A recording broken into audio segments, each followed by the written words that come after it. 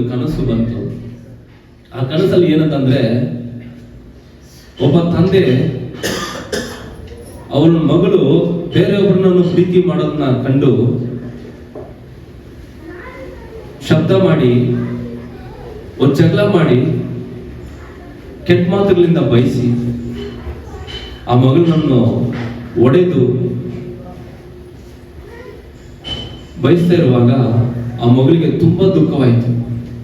ಆ ಮಗಳು ಆ ದುಃಖವನ್ನು ತಡೆಯಕ್ಕಾಗ್ದಿರಾ ಮನೆ ಬಿಟ್ಟು ಆಚೆ ಹೋಗಿ, ನಾನು ಸಾಯ್ಬೇಕು, ನನಗೆ ನನ್ನ ಪ್ರೀತಿಸೋರು ಯಾರಿಲ್ಲ ಅಂತ ಆ ಮಗಳು ಓಡೋಗಿ ಒಂದು ದೊಡ್ಡ ಸಮುದ್ರ, ಆ ಸಮುದ್ರ ದಾರಿಯಲ್ಲಿ ಒಂದು ಬ್ರಿಡ್ಜ್ ಫ್ಲೈಓವರ್ ಇದೆ.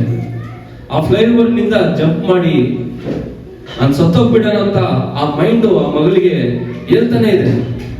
ನಿನಗೆ ಯಾರು ಇಲ್ಲ, ನೀನು ಸತ್ತೋಗ್ಬಿಡ ಅಂತ ಆ ಮಗಳಿಗೆ, ಆ ಹುಡುಗಿಗೆ ಆ ಶಬ್ದ ಮಾತ್ರ ಕೇಳ್ತಾ ಇದೆ. ಅವಳು ಓಡೋಗಿ ಆ ಬ್ರಿಡ್ಜಿನಿಂದ ಮೇಲೆ ಹತ್ತಿ ಅವಳು ಸಮುದ್ರದಲ್ಲಿ ಸತ್ತೋಗ್ಬಿಡೋಣ ಅಂತ ಯೋಚನೆ ಮಾಡ್ತಾರೆ. ಆ ಸಮಯದಲ್ಲಿ ಇಬ್ರು ಬರ್ತಾ ಇದ್ದಾರೆ. ಅವ್ರನ್ನ ಹೆಂಗಾದ್ರೂ ಕಾಪಾಡ್ಬೇಕಂತ ಸಿಸ್ಟರ್ ಅಂತ ಕರೀತಾ ಇದ್ದಾರೆ. ಒಂದ್ ನಿಮಿಷ ಹತ್ರ ಬಂದ್ರೆ ನಾನು ಕೆಳಗಡೆ ಜಂಪ್ ಮಾಡ್ಬಿಡ್ತೀನಿ ಅಂತ ಆ ಮಗಳು. ಆ ಟೈಮಲ್ಲಿ ಏನ್ ನಡೆಯುತ್ತೆ, ಯಾಕೋಸ್ಕರ ಸಾಯ್ತಾ ಇದೆ ಅಂತ ಕೇಳಕ್ಕೂ ಆಗಲ್ಲ. ಆದ್ರೆ ಆ ಸಮಯದಲ್ಲಿ ಇಬ್ರು ಬಂದ್ರಲ್ಲ, ಅವ್ರು ಇಬ್ರು ದೇವ ಸೇವಕರು. ಆ ಸಮಯದಲ್ಲಿ ಅವ್ರು ಹೇಳಿದ ಮಾತು, ಮಗಳೇ, ನೀನ್ ಏನ್ ತಪ್ಪು ಮಾಡಿದ್ಯೋ ನನ್ಗೆ ಗೊತ್ತಿಲ್ಲ, ಅಂತ ಗೊತ್ತಿಲ್ಲ, ಏನಕ್ಕೆ ನೀನು ಸಾಯ್ಬೇಕಂತ ಇಲ್ಲಿ ಬಂದಿದ್ಯೋ ಗೊತ್ತಿಲ್ಲ. ಆದ್ರೆ ಯೇಸು ಸ್ವಾಮಿ ಹೇಳ್ತಾ ಇದ್ದಾರೆ, ನೀನ್ ಏನ್ ತಪ್ಪು ಮಾಡಿದ್ರೇನೋ ಅದನ್ನ ಶ್ರಮಿಸಕ್ಕೆ ದೇವರಿದಾರ ಅಂತ. ನೀನ್ ಏನ್ ತಪ್ಪು ಮಾಡಿದ್ರೇನೋ ಅದು ಶ್ರಮಿಸಕ್ಕೆ ಯೇಸು ಸ್ವಾಮಿ ನಿನಗೆ ಇದ್ದಾರೆ ಅಂತ. ಆ ಸಮಯದಲ್ಲಿ ಆ ಮಗಳಿಗೆ ಯೋಚನೆ ಬಂದಿದ್ದು, ಹಂಗಾದ್ರೆ ನಾನು ಮಾಡಿದ್ದು ಕ್ಷಮೆ ಸಿಗತ್ತಾ? ನಾನು ಪ್ರೀತಿ ಮಾಡಿ ನಾನು ತಪ್ಪಂತ ಎಲ್ಲರೂ ಬೈತಾ ಇದ್ರಲ್ಲ, ಆ ತಪ್ಪುಗೂ ಕ್ಷಮೆ ಸಿಗತ್ತಾ? ಆ ಸಮಯದಲ್ಲಿ ಯೋಚನೆ ಮಾಡುವ ಒಂದು ಕ್ಷಮೆ ಅಂತ ಮಾತು, ಆ ಮರಣ ಹೋರಾಟದಿಂದ ಆ ಮಗುನನ್ನು ಮತ್ತೆ ಹಿಂದೆಗೆ ಲೈಫಿಗೆ ಕರ್ಕೊಂಡು ಬಂದಿತ್ತು. ಆವಾಗ ಸೇವಕರು ಹೇಳಿದ್ರು, ಮಗಳೇ, ನೀನ್ ಪ್ರೀತಿ ಮಾಡಿದ್ರು ತಪ್ಪಿಲ್ಲ, ಅದು ಮನೆಗೆ ಗೊತ್ತಾಗಿರೋದು ತಪ್ಪಿಲ್ಲ. ಆದ್ರೆ ಅಪ್ಪ ಖಂಡಿಸುವಾಗ ಅದನ್ನು ನಿನ್ ಪ್ರೀತಿನಿಯನ್ನು ಅವರಿಗೆ ಹೇಳಿ ಅರ್ಥ ಮಾಡುವಂತೆ ಮಾಡಬೇಕಾಗಿತ್ತು ನೀನು. ಅದನ್ನ ಬಿಟ್ಟು ಆ ಪ್ರೀತಿಗೋಸ್ಕರ ನಿಂತ್ಕೊಳ್ಬೇಕಾಗಿತ್ತು ನೀನು. ಆದ್ರೆ ಆ ಪ್ರೀತಿನ ನೀನು ಎಷ್ಟು ಹೆಚ್ಚಾಗಿ ನೀನ್ ಮಾಡ್ತಾ ಇದೀಯ ಅಂತ ನೀನ್ ಹೇಳ್ಬೇಕಾಗಿತ್ತು. ತಾಳ್ಮೆ ಇರುವ ಒಳ್ಳೆಯವನು ಅವನು ದೇವರ ರಾಜ್ಯಕ್ಕೆ ಸೇರಿದವನು. ತಾಳ್ಮೆ ಇರಬೇಕು.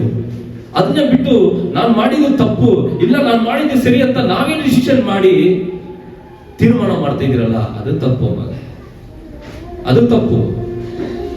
ನೀನ್ ಯಾವುದೇ ಮಾಡು, ಅದು ತಾಳ್ಮೆಯಿಂದ ಯೋಚನೆ ಮಾಡು, ಅರ್ಥ ಮಾಡಿಸು. ಅವಾಗ ದೇವರ ಆತ್ಮ ಇಬ್ಬರಲ್ಲೂ ಪ್ರೀತಿಯನ್ನು ಉಂಟು ಮಾಡಿಸ್ತಾನೆ. ಹಲ್ಲೆಲೂಯಾ. ಇಬ್ಬರ ಮಧ್ಯದಲ್ಲಿ ಸೈತಾನ ಇರಬಾರ್ದು. ಇಬ್ಬರು ಮಧ್ಯದಲ್ಲಿ ದೇವರ ಆತ್ಮ ಇರಬೇಕು. ಅವಾಗ ಇಬ್ಬರು ಮಧ್ಯದಲ್ಲಿ ದೇವರ ಆತ್ಮ ಇರುವಾಗ ಸಂತೋಷ, ಸಮಾಧಾನ ಉಂಟು ಮಾಡುತ್ತೆ. ಅವಾಗ ಆ ತಂದೆಗೆ ಒಂದು ಯೋಚನೆ ಬಂತು, ಸರಿ ನನ್ನ ಮಗಳು ಪ್ರೀತಿ ಮಾಡಲಲ್ಲ, ಸರಿ ಅವ್ರ ಹತ್ರ ಹೋಗಿ ಮಾತಾಡೋಣ. ಅವ್ರು ಕೆಟ್ಟವನೋ ಒಳ್ಳೆಯವನೋ, ಇವಾಗ ನನ್ನ ಮಧ್ಯದಲ್ಲಿ ಯೇಸು ಸ್ವಾಮಿ ಇದಾರಲ್ಲ, ಕೆಟ್ಟವರನ್ನ ಒಳ್ಳೆಯವರಾಗಿ ಮಾಡುವಂತ ದೇವರಾಗಿದ್ದಾರೆ. ಹಲ್ಲೆಲೂಯಾ. ಕೆಟ್ಟವರನ್ನ ಒಳ್ಳೆಯವರಾಗಿ ಮಾಡುವಂತ ದೇವರಾಗಿ, ಯಾಕಂದ್ರೆ ನಾವೇ ಕೆಟ್ಟವರಾಗಿದ್ರಲ್ಲ, ನಮ್ಮನ್ನು ಒಳ್ಳೆತನ ಕರ್ಕೊಂಡು ಬಂದಿದ್ರೆ ದೇವರಿನಿಂದ ಆಗದ ಕಾರ್ಯ ಯಾವುದು ಇಲ್ಲ ಅಂತ ಅರ್ಥ ಆಗತ್ತೆ. ದೇವರಿನಿಂದ ಆಗದಿರೋ ಕಾರ್ಯ ಯಾವುದು ಇಲ್ಲವೇ ಇಲ್ಲ. ನಮ್ಮ ಯೋಚನೆಯಲ್ಲಿ ಬಾಳಬೇಡ್ರಿ, ದೇವರನ್ನ ಆಲೋಚನೆಯನ್ನು ಕೇಳಿ. ಸಮಾಧಾನ, ನಾವು ಯಾವುದೇ ಇಷ್ಟಪಟ್ರೇನೋ ಆ ದೇವರ ಬಳಿ ಹೇಳಿ, ದೇವರೇ ನನಗೆ ಇದು ಇಷ್ಟ ಆಯ್ತು, ನಾನು ಇದು ಮಾಡ್ತಾ ಇದ್ದೀನಂತ. ದೇವರು ಅದನ್ನ ಅರ್ಥ ಮಾಡುವಂತ ದೇವರಾಗಿದ್ದಾರೆ. ನಿಮ್ಮ ಪ್ರಾರ್ಥನೆಯನ್ನು ಕೇಳುವ ದೇವರಾಗಿದ್ದಾರೆ. ಅದು ಪ್ರಾರ್ಥನೆಯನ್ನು ನೆರವೇರಿಸುವ ದೇವರಾಗಿದ್ದಾರೆ. ಈ ಲೋಕದ ಜನರ ಹತ್ರ ನೀವು ಹೋಗಿ ಹೇಳಿದ್ರೆ ಸೋಲಲ್ಲಿ ಹೋಗ್ತೀರಾ, ಪ್ರೀತಿ ಹುಟ್ಟಲ್ಲ. ಆದ್ರೆ ದೇವರ ಬಳಿಯಲ್ಲಿ ಹೇಳಿದ್ರೆ ಈ ಪ್ರೀತಿ ನಿಮ್ಮಲ್ಲಿ ಅದು ಬದಲಾವಣೆಯನ್ನು ತರುತ್ತೆ. ದುರ್ವಿಷ. ಈ ಪ್ರೀತಿ ಆ ಕುಟುಂಬವನ್ನು ಮುಟ್ಟಿತ್ತು. ಇವಾಗ ಸಂತೋಷದಿಂದ ಆ ಕುಟುಂಬ ದೇವರನ್ನ ಆರಾಧನೆ ಮಾಡುವ ಕುಟುಂಬವಾಗಿದೆ. ಹಲ್ಲೆಲೂಯಾ. ಇವಾಗ ಆ ಸಮಯದಲ್ಲಿ ಈ ಸಾಕ್ಷಿಯನ್ನು ಹೇಳು, ಈ ಸ್ವಪ್ನ, ಈ ದರ್ಶನವನ್ನು ಹೇಳುವಂತ ಯೇಸು ಸ್ವಾಮಿ ಹೇಳ್ತಾರೆ. ಇದೇ ತರ ನೀವು ದೇವರ ಬಳಿ ಏನೇ ಇದ್ರೂ ದೇವರ ಬಳಿ ಕೇಳಿ, ಅವರು ಉತ್ತರ ಹೇಳುವರಂತಾಗಿದ್ದಾರೆ. ಪ್ರೀತಿ ಹೆಚ್ಚಾಗಿ ಮಾಡ್ತಾರೆ. ಹಲ್ಲೆಲೂಯಾ. ನಿನ್ನ ಪ್ರೀತಿಸಲು ಈ ಹೃದಯ ಸಾಲದು యేసయ్య, ಇನ್ನು ಹೆಚ್ಚಾಗಿ ಪ್ರೀತಿಸುವ ಆಸೆ ನನಗಯಲ ಸರಿ. ನಿನ್ನ ಪ್ರೀತಿಸಲು ಈ ಹೃದಯ ಸಾಲದು యేసయ్య, ಇನ್ನು ಹೆಚ್ಚಾಗಿ ಪ್ರೀತಿಸುವ ಆಸೆ ನನಗಯ್ಯ. ಸ್ತೋತ್ರ యేసయ్య, ಸ್ತೋತ್ರ యేసయ్య, ಮಹಿಮೆ యేసయ్య, ಮಹಿಮೆ యేసయ్య. ಸ್ತೋತ್ರ యేసయ్య, ಸ್ತೋತ್ರ యేసయ్య, ಮಹಿಮೆ యేసయ్య, ಮಹಿಮೆ యేసయ్య. ನಿನ್ನ ಪ್ರೀತಿಸಲು ಈ ಹೃದಯ ಸಾಲದು యేసయ్ಯ, ಇನ್ನು ಹೆಚ್ಚಾಗಿ ಪ್ರೀತಿಸುವ ಆಸೆ ನನಗಯ್ಯ. ಪ್ರತಿಯೊಬ್ಬರ ಚಿಂತೆಯಲ್ಲಿ ರೋಗ ಇದೆ. ಆ ರೋಗನೇ ನಮ್ಮ ಆತ್ಮವನ್ನು ಮುಟ್ತಾ ಇದೆ. ಆಮೇಲೆ ಆ ಶರೀರವನ್ನು ಮುಟ್ಟಿ ಆ ರೋಗ ನಮ್ಮ ಶರೀರವನ್ನು ಹಾಳು ಮಾಡ್ತಾ ಇದೆ. ಮರಣದ ನೇರಕ್ಕೆ ಹೋರಾಟ ಮಾಡ್ತಾ ಇದೆ. ಆದ್ರೆ ಚಿಂತೆಯಲ್ಲಿರುವ ರೋಗವನ್ನು ಬಿಸಾಕಿ ಯೇಸುವಿನ ನಾಮದಲ್ಲಿ ಆರೋಗ್ಯ ಸಮಯ ನಿಮ್ಮ ದೇವರಿಂದ ಮುಟ್ಟಿ ಶರೀರ ಅದ್ಭುತವಾಗಿ ವಾಸ ಮಾಡ್ತದೆ. ಹಲ್ಲೆಲೂಯಾ.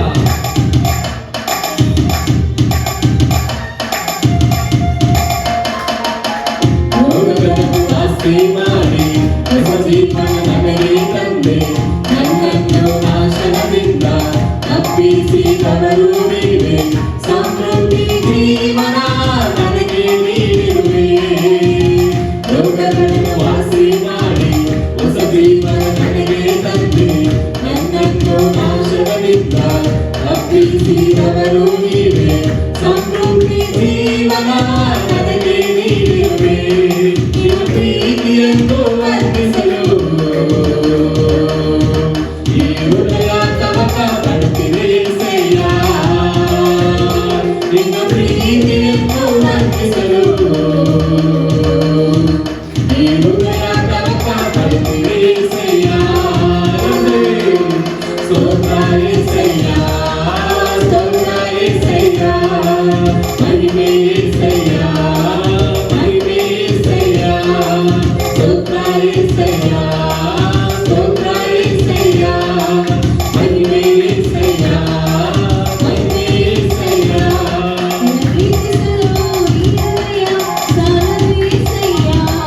ಇನ್ನು ಹೆಚ್ಚಾಗಿ ಪ್ರೀತಿಸುವ ಆಸೆ ನನಗಯ್ಯ. ಹಲ್ಲೆಲೂಯಾ.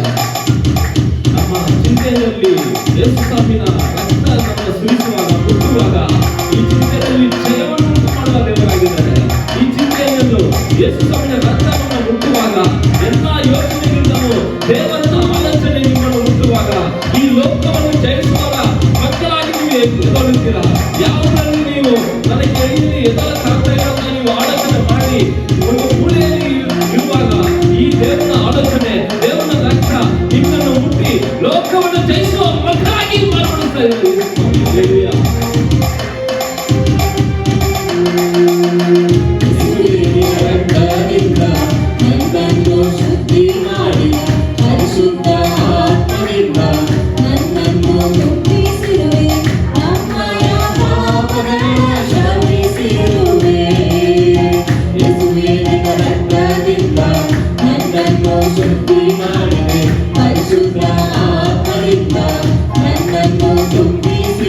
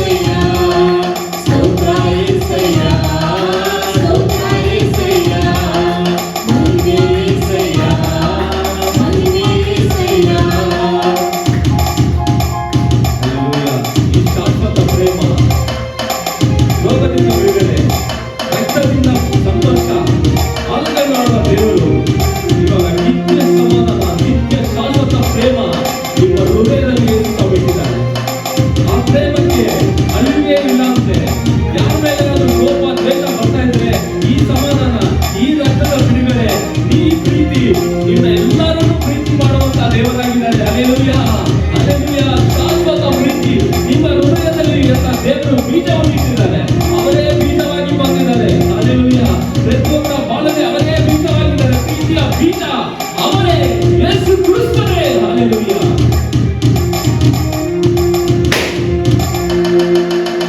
ಶಾಶ್ವತ ಪ್ರೇಮದಿಂದ ನನ್ನನ್ನು ಪ್ರೀತಿಸುವೆ, ನನ್ನನ್ನು ಮಮತೆಯಿಂದ ಸೆಳೆದುಕೊಂಡ ಯೇಸುವೆ, ನಿನ್ನನ್ನೇ ನನ್ನನ್ನು ಮಾರ್ಪಡಿಸು. ಶಾಶ್ವತ ಪ್ರೇಮದಿಂದ ನನ್ನನ್ನು ಪ್ರೀತಿಸುವೆ, ನನ್ನನ್ನು ಮಮತೆಯಿಂದ ಸೆಳೆದುಕೊಂಡ ಯೇಸುವೆ, ನಿನ್ನನ್ನೇ ನನ್ನನ್ನು ಮಾರ್ಪಡಿಸು. ನಿನ್ನ ಪ್ರೀತಿಯನ್ನು ವರ್ಣಿಸಲು ಈ ಹೃದಯ ಕವಚ ಪಡೆದಿದೆ ಶ್ರೇಯ. ನಿನ್ನ ಪ್ರೀತಿಯನ್ನು ವರ್ಣಿಸಲು ಈ ಹೃದಯ ಕವಚ ಪಡೆದಿದೆ ಶ್ರೇಯ.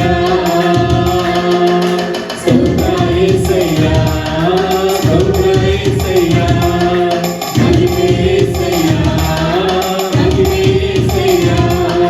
ಸ್ತೋತ್ರ యేసయ్య, ಸ್ತೋತ್ರ యేసయ్ಯ, ಮಹಿಮೆ యేసయ్ಯ, ಮಹಿಮೆ యేసయ్ಯ. ಸಾಲದು యేసయ్ಯ, ಈ ವೆಚ್ಚಾಗಿ ಪ್ರೀತಿಸುವ ಆಸೆಗಳೆಯ. ಪ್ರೀತಿಸಲು ಈ ಹೃದಯ ಸಾಲದು యేసయ్ಯ, ಈ ವೆಚ್ಚಾಗಿ ಪ್ರೀತಿಸುವ ಆಸೆಗಳೆಯ. ಸ್ತೋತ್ರ యేసయ్య, ಸ್ತೋತ್ರ యేసయ్ಯ, ಮಹಿಮೆ యేసయ్ಯ, ಮಹಿಮೆ యేసయ్ಯ.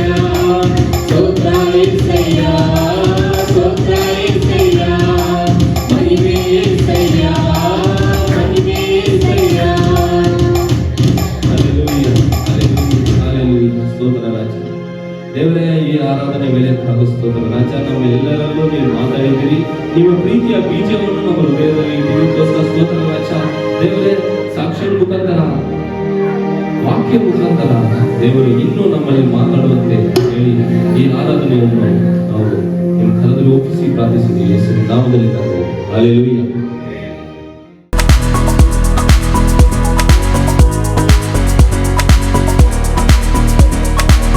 தேவனோட கிருபை ದೇವರನ್ನ ಕೃಪೆಯು நம்ம கூட இருந்தால்தான் ನಮ್ಮ ಜೊತೆ ಇರೋದ್ರಿಂದ நம்ம இந்த வருடம் முழுவதும் தேவன் நம்மை காத்தார். ಈ ವರ್ಷ ಮುಳುಕವಾಗಿ ದೇವರು ನಾವು ಕಾಯ್ದಿದ್ದಾರೆ. அதை நம்ம எப்பவுமே நன்றி செலுத்திட்டே இருக்கணும். ಅದನ್ನ ಯಾವತ್ತೂ ನಾವು ಕೃಪೆ ನೋಡ್ತಾ ಇದ್ದೇವೆ. இன்னைக்கு நம்ம ஒரு புதிய காரியம், பழைய காரியம், ஆனா நம்ம ஒரு புதிய முறையா நம்ம பார்க்க போறோம். ஒரு விஷயத்தை நம்ம ஒரு புதுப்பித்து பார்க்க போறோம். ಒಂದು ಹಳೆಯ ವಿಷಯನ ಇವಾಗ ಹೊಸದಾಗಿ ನಾವು ನೋಡಲಿದ್ದೀವಿ.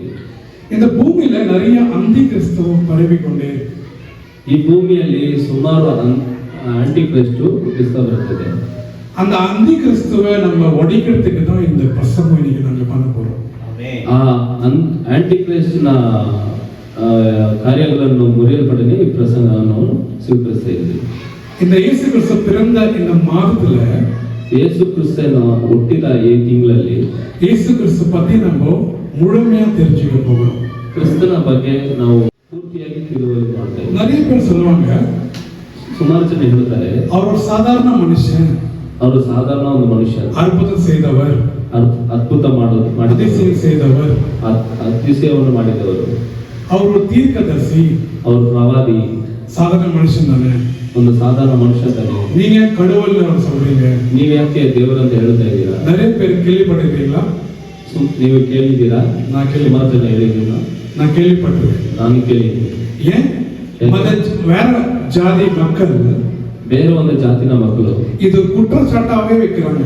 ಇದೊಂದು ಕೊರತೆಗಳಾಗಿ ನೋಡ್ತಾರೆ. நீங்க ஒரு மனுஷனை கடவுளா ஏத்துக்க முடியுமா? ಒಂದು ಮನುಷ್ಯನ ನೀವು ದೇವರಾಗಿ ಬೆಂಬಲಿಸುವುದಾ? இது சாத்தியமா? ಇದು ಸಾಧ್ಯನಾ? இது பாவம் இல்லையா? ಇದು ಪಾಪ ಅಲ್ವಾ? ஒரு மனுஷனை நம்ம மனுஷனை தான் பார்க்கணும், அவரோட கடவுளா பார்க்க கூடாது. ಒಂದು ಮನುಷ್ಯನಂತೆ ನೋಡಬೇಕು, ದೇವರಾಗಿ ನೋಡಬಾರ್ದು. அந்த மாதிரி நிறைய குற்றச்சாட்டுகள் இயேசு கிறிஸ்து மேல வந்திருக்கு. ಆ ರೀತಿ ಸುಮಾರು ಚಾಡಿಗಳು ದೇವರ ಮೇಲೆ ಬಂದಿದ್ದಾರೆ ಯೇಸು ಸ್ವಾಮಿಗಳು. அது நம்ம போய் இன்னைக்கு ப்ரூஃப் பண்ண போகிறோம். ಅದನ್ನ ಸುಳ್ಳು ಅಂತ ಇವತ್ತು ನಾವು ಪ್ರೂಫ್ ಮಾಡೋಣ. அவரோட பிறந்த நாளை முன்னிட்டு ಅವರು ಹುಟ್ಟಿದ ದಿವಸ அவர் என்ன மாதிரி கடவுள், அவருடைய ரூபம் என்ன, இன்னைக்கு நம்ம பார்க்க போறோம். ಅವ್ರು ಯಾವ ರೀತಿ ದೇವರು ಅವ್ರ ರೂಪವನ್ನು ಇವತ್ತು ನಾವು ನೋಡಿದ್ದೀವಿ. எல்லாருக்கும் தெரிஞ்ச ஒரு விஷயம், அதுல நம்ம இன்னும் ஆழமாக தெரிஞ்சுக்க போறோம். ಎಲ್ಲರಿಗೂ ಗೊತ್ತಿರೋ ವಿಷಯ ಅದನ್ನ ಸ್ವಲ್ಪ ಆಳವಾಗಿ ನೋಡಲಿದ್ದೀವಿ. இந்த வேர்ட் ட்ரினிட்டின்னு சொல்லுவாங்க. ட்ரினிட்டி, ಈ ಮಾತು ಟ್ರಿನಿಟಿ ಅಂತ ಹೇಳೋರು. இந்த வேர்ட் உலகம் முழுவதும் பரவி கொண்ட ஒரு பெரிய பிரபலமான ஒரு எழுத்து. ಈ ವಾಕ್ಯ ಲೋಕ ಪೂರ್ತಿಯಾಗಿ ಅದು ಸೇರಿದೆ. ட்ரினிட்டி என்னன்னா ತ್ರಿಲೋಕ ದೇವನ್. ಟ್ರಿನಿಟಿ ಅಂದ್ರೆ ಮೂರು ದೇವರುಗಳಾಗಿರ್ತಾರೆ. பிதா, ತಂದೆ, குமாரன், ಮಗನು, பரிசுத்தாவி. ಪರಿಶುದ್ಧಾತ್ಮ. இந்த மூணு விஷயத்துல நிறைய பேர் குழப்பத்துல இருக்கிறாங்க இன்னைக்கு. ಈ ಮೂರು ವಿಷಯದಲ್ಲಿ ಸುಮಾರು ಜನ ಕನ್ಫ್ಯೂಷನ್ ಇದ್ದಾರೆ. ஆளாளுக்கு ஒரு அர்த்தங்கள், ಒಬ್ಬೊಬ್ಬರು ಒಂದೊಂದು ಅರ್ಥವನ್ನು ನೀಡೋರು. ஆளாளுக்கு ஒரு அதுல ஒரு வழிபாடு. ಬೇರೊಬ್ಬರು ಅದರಲ್ಲಿ ಒಂದು ದಾರಿ ನಡೆಸ್ತಾರೆ. நிறைய பேர் நான் பார்த்திருக்கிறேன். ಸುಮಾರು ಜನ ನಾವು ನೋಡಿದ್ದೀವಿ. சில பேர் பிதாவை வணங்குவாங்க, ಕೆಲವರು ತಂದೆಯನ್ನ ಸ್ವೀಕರಿಸ್ತಾರೆ, குமாரனை விட்டுருவாங்க. ಮಗನನ್ನು ಬಿಟ್ಬಿಡ್ತಾರೆ. சில பேர் குமாரனை தொழுது கொள்வாங்க, ಕೆಲವೊಬ್ಬರು ಕುಮಾರನನ್ನು ಹಿಂಬಾಲಿಸ್ತಾರೆ, பிதாவை விட்டுருவாங்க. ತಂದೆನೇ ಬಿಟ್ಬಿಡ್ತಾರೆ. சில பேர் ரெண்டுமே இல்ல, ಕೆಲವೊಬ್ಬರು ಇಬ್ಬರೂ ಇಲ್ಲ, பரிசுத்தாவி தான் உண்மையான கடவுள். ದೇವರ ಆತ್ಮನೇ ಒಂದು ನಿಜವಾದ ದೇವರು ಅಂತ ಹೇಳ್ತಾರೆ. இந்த குழப்பங்கள் இருக்கு பாத்தீங்களா? ಈ ಕನ್ಫ್ಯೂಷನ್ ಇದೆಯಲ್ಲ, பைபிளோட அர்த்தங்களே மாத்திடுது. ಆ ವಾಕ್ಯನ ಅರ್ಥವನ್ನೇ ಬೇರ್ಪಡಿಸ್ತದೆ. இந்த மூணு ஒன்று தான் நம்ம வசந்த மூலியமா பார்க்க போறோம். ಈ ಮೂರು ಒಂದಾಗಿ ಅಂತ ನಾವು ವಚನ ಮುಖಾಂತರ ನೋಡಲಿದ್ದೀವಿ. இரண்டாவது, ಎರಡನೇದಾಗಿ இயேசு கிறிஸ்து ஒரு சாதாரண மனிதன் மட்டும் இல்ல, ಯೇಸು ಕ್ರಿಸ್ತನು ಸಾಧಾರಣ ಒಂದು ಮನುಷ್ಯ ಮಾತ್ರ ಅಲ್ಲ, அவர் ஒரு மெய்யான தேவன். ಅವರು ಒಂದು ನಿಜವಾದಂತಹ ದೇವರು. ಈ நம்ம வசந்த மூலியமா பார்க்கலாம். ವಾಕ್ಯದ ಮುಖಾಂತರ ನಾವು ನೋಡಿ ஃபர்ஸ்ட் நம்ம பிதா பத்தி பார்த்தோம். ಫಸ್ಟ್ ನಾವು ತಂದೆಯ ಬಗ್ಗೆ பிதாவை யாரு? ತಂದೆ ಅಂದ್ರೆ ಯಾರು? நீங்க ஆதியாகமம் 1:1 படிச்சிருப்பீங்க, எல்லாருக்குமே தெரிஞ்ச ஒரு விஷயம். ನೀವು ஆதியிலே தேவன் வானத்தையும் பூமியும் சிருஷ்டித்தார். ஆதியிலே தேவன் வானத்தையும் பூமியும் சிருஷ்டித்தார். ಸ್ಟಾರ್ಟಿಂಗ್ ಅಲ್ಲಿ ದೇವರು ಪ್ರಪಂಚನ ಭೂಮಿಯನ್ನು ಉಂಟು ಮಾಡಿದ್ರು. அதான் நம்மளோட பிதா. ಅದು ನಮ್ಮ ತಂದೆ. பிதா என்ன பண்றாரு? ತಂದೆ ಏನು ಮಾಡ್ತಾರೆ? அவர் கட்டளை இடுகிறார். ಅವರು ಅಧಿಕಾರ ಮಾಡೋರು. ஒரு அதிகார ஸ்தானத்துல அவர் இருக்கிறார். ಒಂದು ಅಧಿಕಾರ ಮಾಡೋ ಸ್ಥಾನದಲ್ಲಿ ಅಲ್ಲಿ இந்த பிதா குமாரன் பரிசுத்த ஆவி திரியேக நாமம், ಆ ತಂದೆ ಕುಮಾರನ ಪರಿಶುದ್ಧನು ಮೂವರನ ನಾಮ, இது ஒரே ரூபம் தான். ಇದು ಒಂದೇ ರೂಪವೇ, ஆனா வழிபாடுகள் வேற வேற. ದಾರಿ ನಡೆಸೋದು ಬೇರೆ ಬೇರೆ. ஒரே கடவுள் தான், ಒಂದೇ ದೇವರೇ, செயல்பாடுகள் வேற வேற. ಅದನ್ನ ಕ್ರಿಯೆಗಳು ಬೇರೆ ಬೇರೆ. இதுதான் நம்ம வசந்த மூலியம் பார்க்க போறோம். ಇದನ್ನೆಲ್ಲ ನಾವು ವಚನ ಮುಖಾಂತರ ನೋಡೋಣ. இப்போ ஆதியிலே தேவன் வானத்தையும் பூமியும் சிருஷ்டித்தார். அது நம்மளோட பிதா. ಆದಿಯಲ್ಲಿ ದೇವರು ಆಕಾಶವನ್ನು ಭೂಮಿಯನ್ನು ಉಂಟು ಮಾಡಿದರು. இந்த பிதா பத்தி மற்ற ஒரு இடத்திலே சொல்லிக்கப்பட்டது. லூக்கா எழுதின சுவிசேஷம் ತಂದೆಯ ಬಗ್ಗೆ ಬೇರೆ ಜಾಗದಲ್ಲಿ ಹೇಳಲ್ಪಟ್ಟಿದೆ. ಲೂಕ ಬರೆದ ಪುಸ್ತಕದಲ್ಲಿ 12:32 நம்ம படிக்கலாம். 12ನೇ ಅಧಿಕಾರ 32ನೇ ವಚನ. பயப்படாதே, ஆமென். சிறுமந்தையே, ஆமென். உங்களுக்கு ராஜ்யத்தை கொடுக்க உங்கள் பிதா பிரியமாயிருக்கிறார். ஹalleluya. பயப்படாதே சிறுமந்தையே, ಭಯಪಡಬೇಡ ಮಕ್ಕಳೇ, இந்த ராஜ்யத்தை கொடுக்க ಈ ರಾಜ್ಯವನ್ನು ಕೊಡಕ್ಕೆ உங்கள் பிதா பிரியமாயிருக்கிறார். ನಿಮ್ಮ ತಂದೆ ಪ್ರೀತಿಯಾಗಿದ್ದಾರೆ. அப்போ அவர் ஒரு ராஜ்யத்தை கொடுக்கிறதுக்கு அதிகாரம் பெற்ற ஒரு கடவுளாக இருக்கிறார். ಈ ರಾಜ್ಯವನ್ನು ಕೊಡಕ್ಕೆ ದೇವರು ಅಧಿಕಾರವಂತವರ ದೇವರಾಗಿದ್ದಾರೆ. அவர் ஒரு பரலோக ராஜ்யத்தை சிங்காசனத்துல வீழ்த்திருக்கிற ஒரு தேவன். ದೇವರು ಪರಲೋಕ ಸಿಂಹಾಸನದಲ್ಲಿ ಇರುವಂತ ದೇವರಾಗಿದ್ದಾರೆ. ஒரு விஷயத்தை உருவாக்குறதும் அழிக்கிறதும் அவர் கையில இருக்கு. ಒಂದು ಕಾರ್ಯವನ್ನು ದೇವರು ಸೃಷ್ಟಿ ಮಾಡಲು ಅದನ್ನು ಅಳಿಯುವಂತ ಮಾಡಲು ದೇವರು ಸಿದ್ಧವಾಗಿದೆ. இந்த பூமியை உருவாக்குறதுக்கு அவருக்கு வல்லமை இருக்குது. ಈ ಪ್ರಪಂಚನ ಉಂಟು ಮಾಡಕ್ಕೆ ದೇವರಿಗೆ ಅಧಿಕಾರ ಇದೆ. ஒரே நாள்ல ஒரே வாரத்துல தேவன் ஒரு சிருஷ்டியே உருவாக்கிட்டார். ಒಂದು ವಾರದಲ್ಲಿ ದೇವರು ಈ ಭೂಮಿಯನ್ನು ಉಂಟು ಮಾಡಿದ್ದಾರೆ. அதே மாதிரி நீங்க ஜலப்பிரளயம் பார்க்கலாம். நோவாவின் காலத்துல மொத்த ஜலப்பிரளயம் வந்து மொத்த பூமியை அழிச்சதும் தேவன் தான். ನೋವ ಕಾಲದಲ್ಲಿ ಜಲ ಪ್ರಳಯವನ್ನು ಉಂಟು ಮಾಡಿ ಆ ಲೋಕವನ್ನು ಅಳಿಸುವಂತ ದೇವರಾಗಿದ್ದಾರೆ. பாசத்தினால உருவாக்குறதும் சாபத்தினால அழிக்கிறதும் தேவனோட கையில இருக்கு. ಪ್ರೀತಿಯಲ್ಲಿ ಆ ಲೋಕವನ್ನು ಉಂಟು ಮಾಡಲು ದೇವರ ಕೈಯಲ್ಲಿದೆ.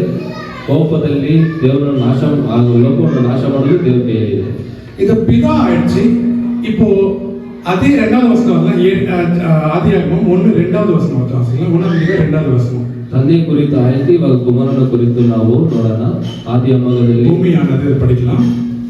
ஆதியாகமம் 1:2. பூமியானது ஒழுங்கின்மையும் வெறுமையுமாய் இருந்தது. ஆழத்தின் மேல் இருள் இருந்தது. தேவ ஆவியானவர் ஜலத்தின் மேல் அசைவாடி கொண்டிருந்தார். எது?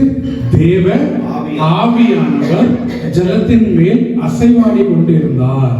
ದೇವರ ಆತ್ಮನು ಜಲದಲ್ಲಿ ಅಲ್ಲಾಡ್ತಾ ಇದ್ರು. இங்க பிதா வரல, ಇಲ್ಲಿ ತಂದೆ ಬಂದಿಲ್ಲ. இங்க என்ன வந்திருக்கு? பரிசுத்த ஆவியானவர் ಇಲ್ಲಿ ಪರಿಶುದ್ಧ ಆತ್ಮನು ஜலத்தின் மேலே ஜலದ ಮೇಲೆ அசைவாடி கொண்டிருந்தார். ಅಲ್ಲಾಡ್ತಾ ಇದ್ರು. நீங்க ஒரு விஷயத்தை புரிஞ்சுக்கணும். ನೀವು ಒಂದು ಕಾರ್ಯವನ್ನು ಅರ್ಥ ಮಾಡ್ಕೊಳ್ಬೇಕು. ஒரு மனுஷனுக்கு பல ரூபம் இருக்கும்போது ಒಬ್ಬ ಮನುಷ್ಯನಿಗೆ ಹಲವಾರು ರೂಪಗಳಿವೆ. கடவுளுக்கும் பல ரூபம் இருக்கு. ದೇವರಿಗೂ ಹಲವಾರು ರೂಪಗಳಿವೆ. தேவன் ஒன்றுதான். ದೇವರು ಒಬ್ಬರೇ. பிதா ஒருத்தர், ತಂದೆ ಒಬ್ಬರೇ, குமாரன் பரிசுத்த ஆவி. குமாரನು குமாரನು ಪರಿಶುದ್ಧಾತ್ಮ. இப்ப பிதா பூமியில வர முடியாது, ತಂದೆ ಅವರು ಭೂಮಿಯಲ್ಲಿ ಬರಕ್ಕಾಗಲ್ಲ. பரிசுத்த ஆவியை அனுப்புறார். ಪರಿಶುದ್ಧಾತ್ಮವನ್ನು ಕಳಿಸ್ತಾರೆ. அவர் உருவாக்க ஸ்தானத்துல இருக்கிறார். ಅವರು ಎಲ್ಲವನ್ನು ಉಂಟು ಮಾಡೋ ಜಾಗದಲ್ಲಿ ಇದ್ದಾರೆ. இந்த உலகம் முழுவதும் உலாவி கொண்டிருக்கிறது பரிசுத்த ஆவி. ಈ ಭೂಮಿ ಕಡೆ ತನಕ ಆಳ್ವಿಕೆ ಮಾಡ್ತಾ ಇರೋದು ಪರಿಶುದ್ಧಾತ್ಮ. இந்த பரிசுத்த ஆவி கடவுளா இல்லையா? ಈ ಪರಿಶುದ್ಧಾತ್ಮ ದೇವರೇ ಇಲ್ವಾ? கடவுள். ದೇವರು. உருவாக்குனவர் பிதா கடவுளா இல்லையா? ಕ್ರಿಯೇಟ್ ಮಾಡಿರೋದು, ಉಂಟು ಮಾಡಿರೋದು ದೇವರೇ ಇಲ್ವಾ? அவரும் கடவுள். ಅವರು ದೇವರೇ. இது 3 ரூபம் கடவுள் ஒன்றுதான். ಈ 3 ರೂಪಗಳು ದೇವರು ಒಬ್ಬರೇ. இன்னும் இது வசந்த படிக்கலாம். ಇನ್ನೊಂದು ವಾಕ್ಯದ ಮುಖಾಂತರ 2 ಕೊರಿಂಥಿಯನ್ 2 ಕೊರಿಂಥಿಯ 6:18. 6ನೇ ಅಧಿಕಾರ 14ನೇ ವಚನ. ரொம்ப லாங்கா போக மாட்டோம், சுருக்கமா பண்ணி சொல்ல வேண்டிய விஷயத்தை சொல்லிட்டு போயிடலாம். ತುಂಬಾ ದೊಡ್ಡದಾಗಿ ಹೋಗಲ್ಲ, ಯಾವ್ದು ಬೇಕೋ ಅದು ಸುಲಭವಾಗಿ ಹೇಳ್ತೀವಿ. 2 ಕೊರಿಂಥಿಯರು 6:18. அப்பொழுது நான் உங்களை ஏற்றுக்கொண்டு உங்களுக்கு பிதாவாய் இருப்பேன். நீங்கள் எனக்கு குமாரரும் குமாரத்திகளுமாய் இருப்பீர்கள் என்று சர்வ வல்லமை உள்ள கர்த்தர் சொல்லுகிறார். நம்மளுக்கு குமார், நம்மளோட பிதாவா இருந்து நம்மளுக்கு குமாரத்திகளா நம்ம சர்வ வல்லமை கர்த்தர் சொல்லுகிறார். நீங்கள் பிள்ளைகள், நான் உங்களுக்கு தகப்பன்னு சொல்றார். ನಿಮ್ಮನ್ನು ಹಂಚಿಕೊಂಡು ನೀವು ನನ್ನ குமாரராகி குமாரத்திகளாகி இருப்பீங்க. அப்ப பிதா சொல்றார், பிதாவோடுக்கு நம்ம பிள்ளைகளா இருக்கிறோம், நான் உங்களுக்கு பிதாவா இருக்கிறேன்.